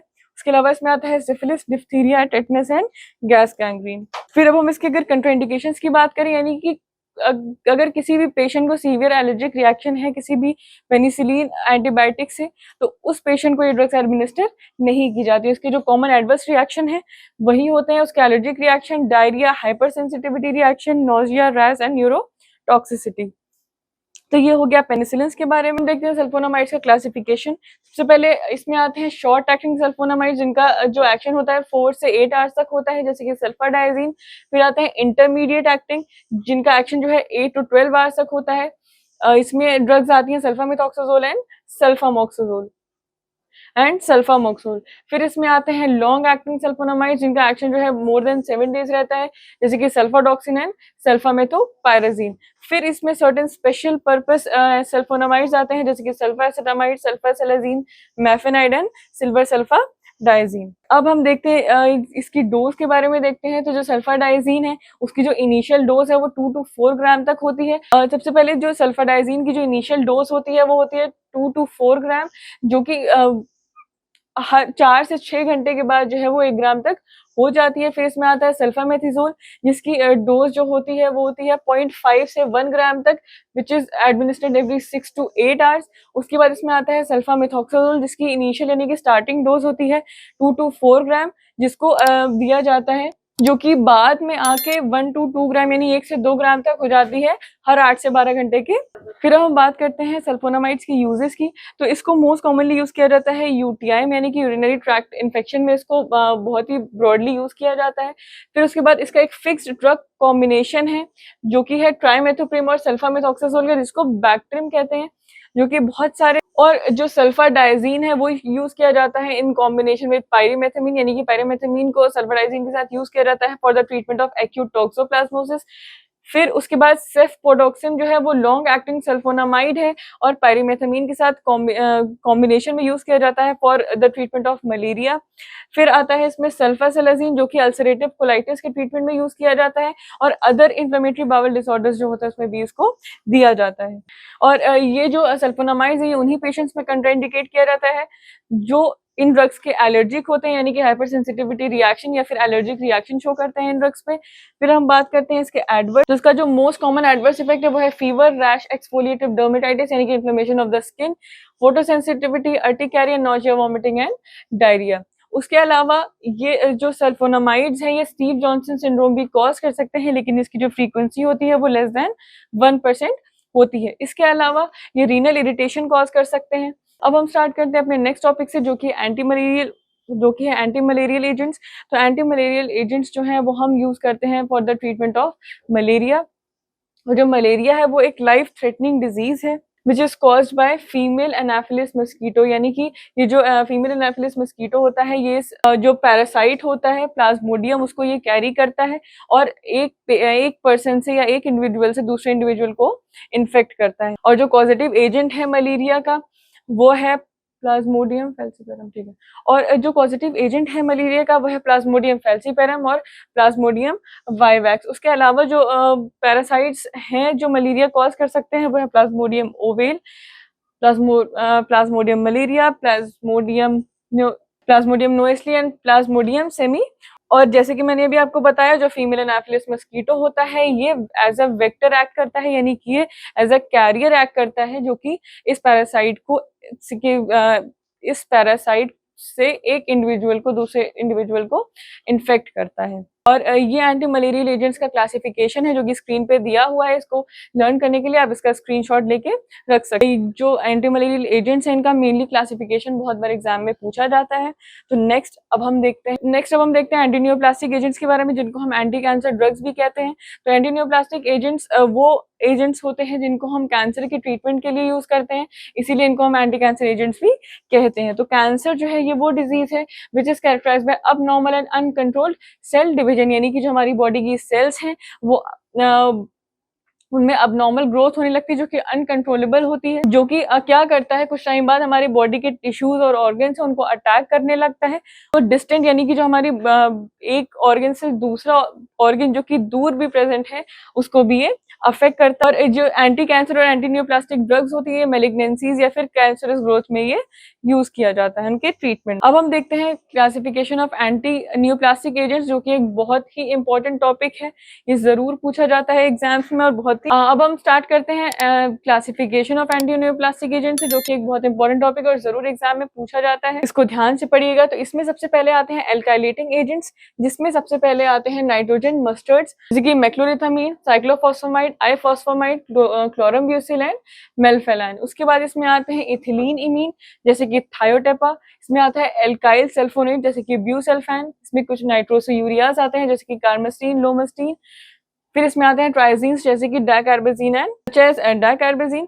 फिर इसमें आते हैं एंटी मेटाबोलाइट्स में सबसे पहले आते हैं फोलेट एंटागोनिस्ट जैसे कि मेथोट्रेक्सेट। फिर इसमें आते हैं प्यूरिन एंटागोनिस्ट जैसे कि 6 मरकैप्टोप्यूरिन, 6 थायोगोनिन एंड अजाथायोप्रीन। फिर इसमें आते हैं पिरिमिडीन एंटागोनिस्ट जैसे कि 5 फ्लोरोयूरासिल एंड सिट्राबीन। फिर कुछ नेचुरल प्रोडक्ट्स जो हैं जो कि as anti cancer agents use किए जाते हैं जैसे कि विनका एल्कलॉइड्स। इसमें आता है विनक्रिस्टीन एंड विनब्लास्टिन। फिर आते हैं इसमें टैक्सिन्स यानी कि पैक्लीटैक्सेल एंड डोसीटैक्सेल। फिर इसमें आते हैं एपिपोडो फाइलोटॉक्सिन्स यानी कि एटोपोसाइड। फिर इसमें आते हैं कैम्टोथेसिन एनालॉग। एंटीबायोटिक्स भी यूज किए जाते हैं कैंसर के ट्रीटमेंट में जैसे कि एक्टिनोमाइसिन डी जिसको डैक्टिनोमाइसिन भी कहते हैं, डॉक्सोरूबिसिन, डोनोरूबिसिन, ब्लियोमाइसिन, माइटोमाइसिन एंड मिथ्रामाइसिन। कुछ एंजाइम्स जो कैंसर के ट्रीटमेंट के लिए यूज किए जाते हैं वो है एस्पैराजिनेज जिसको हम एस्पैर भी कहते हैं। फिर कुछ मिसलेनियस एजेंट्स इसमें आते हैं जैसे कि हाइड्रोक्सीयूरिया, प्रोकार्बाजीन, एल एस्पैराजिनेज, सिस्प्लेटिन एंड कार्बोप्लेटिन। तो ये जितने भी ड्रग्स हैं ये सारे यूज किए जाते हैं कैंसर के ट्रीटमेंट के लिए, बहुत इंपॉर्टेंट है, इसको अच्छे से पढ़िएगा। अब हम स्टार्ट करते हैं अपने लास्ट और फाइनल टॉपिक से जो कि है बायोलॉजिकल एजेंट। लास्ट टॉपिक है जो कि है बायोलॉजिकल्स। तो बायोलॉजिकल प्रोडक्ट्स वो होते हैं, तो बायोलॉजिकल प्रोडक्ट्स जो होते हैं वो लार्ज कॉम्प्लेक्स मॉलिक्यूल्स होते हैं जो कि variety of group of product से बिलोंग करते हैं, यानी कि बायोलॉजिकल प्रोडक्ट्स जो है बहुत vast variety of group of product से बिलोंग करते हैं। जैसे कि ये ब्लड हो सकते हैं, ब्लड कंपोनेंट हो सकते हैं, सोमैटिक सेल्स हो सकते हैं, जीन थेरेपी में इन्वॉल्व हो सकते हैं, ये कुछ टिश्यूज हो सकते हैं, रिकॉम्बिनेंट प्रोटीन्स और वैक्सीन भी ये हो सकते हैं। और इनको डिराइव किया जाता है from microorganisms, plants, animals and human cells through biotechnology. तो मेन टाइप्स ऑफ बायोलॉजिकल्स जो हैं वो हैं cells, allergens, genes, tissues, vaccines, blood components and recombinant proteins. अब हम देखते हैं इंडिकेशंस क्या क्या हैं बायोलॉजिकल्स के, यानी कहाँ कहाँ इनको यूज किया जाता है। तो सबसे पहले इसमें आता है बायोलॉजिक्स इन ऑटो इम्यून डिजीज जैसे कि rheumatoid arthritis, psoriasis and Crohn's disease. ये सारे ऑटो इम्यून डिजीजेस हैं जिनके ट्रीटमेंट में हम बायोलॉजिक्स का या फिर बायोलॉजिकल प्रोडक्ट्स का यूज करते हैं। तो इसमें तो इन ऑटो इम्यून डिजीज को ट्रीट करने के लिए बहुत सारे बायोलॉजिक एजेंट यूज किए जाते हैं जैसे कि टीएनएफ ब्लॉकर्स, यानी जिसमें आते हैं इटानरसेट, अडेलीम्यूमैब एंड इन्फ्लिक्सीमैब। तो ये जो है मॉडर्न बायोलॉजिक थेरेपी में बहुत सारे ऑटो इम्यून डिजीज के ट्रीटमेंट में यूज किए जाते हैं और इनको एफडीए द्वारा अप्रूव भी किया गया है। और ये ड्रग्स क्या करती हैं, जो इन्फ्लेमेटरी इफेक्ट होता है टीएनएफ अल्फा का उसको ब्लॉक कर देती है, जिसकी वजह से वो इन ऑटोइम्यून डिजीज को ट्रीट करने में बहुत ज्यादा हेल्पफुल होते हैं। उसके अलावा इंटरफेरॉन बीटा 1A जो होता है ये मल्टीपल स्क्लेरोसिस में बहुत ही ज्यादा हेल्पफुल होता है। फिर आता है बायोलॉजिक्स इन कैंसर ट्रीटमेंट। तो सर्टेन बायोलॉजिक्स जैसे कि पेम्ब्रोलिजुमैब एक बायोलॉजिक एजेंट है जो कि बहुत सारे सॉलिड ट्यूमर्स के ट्रीटमेंट में हेल्पफुल होता है।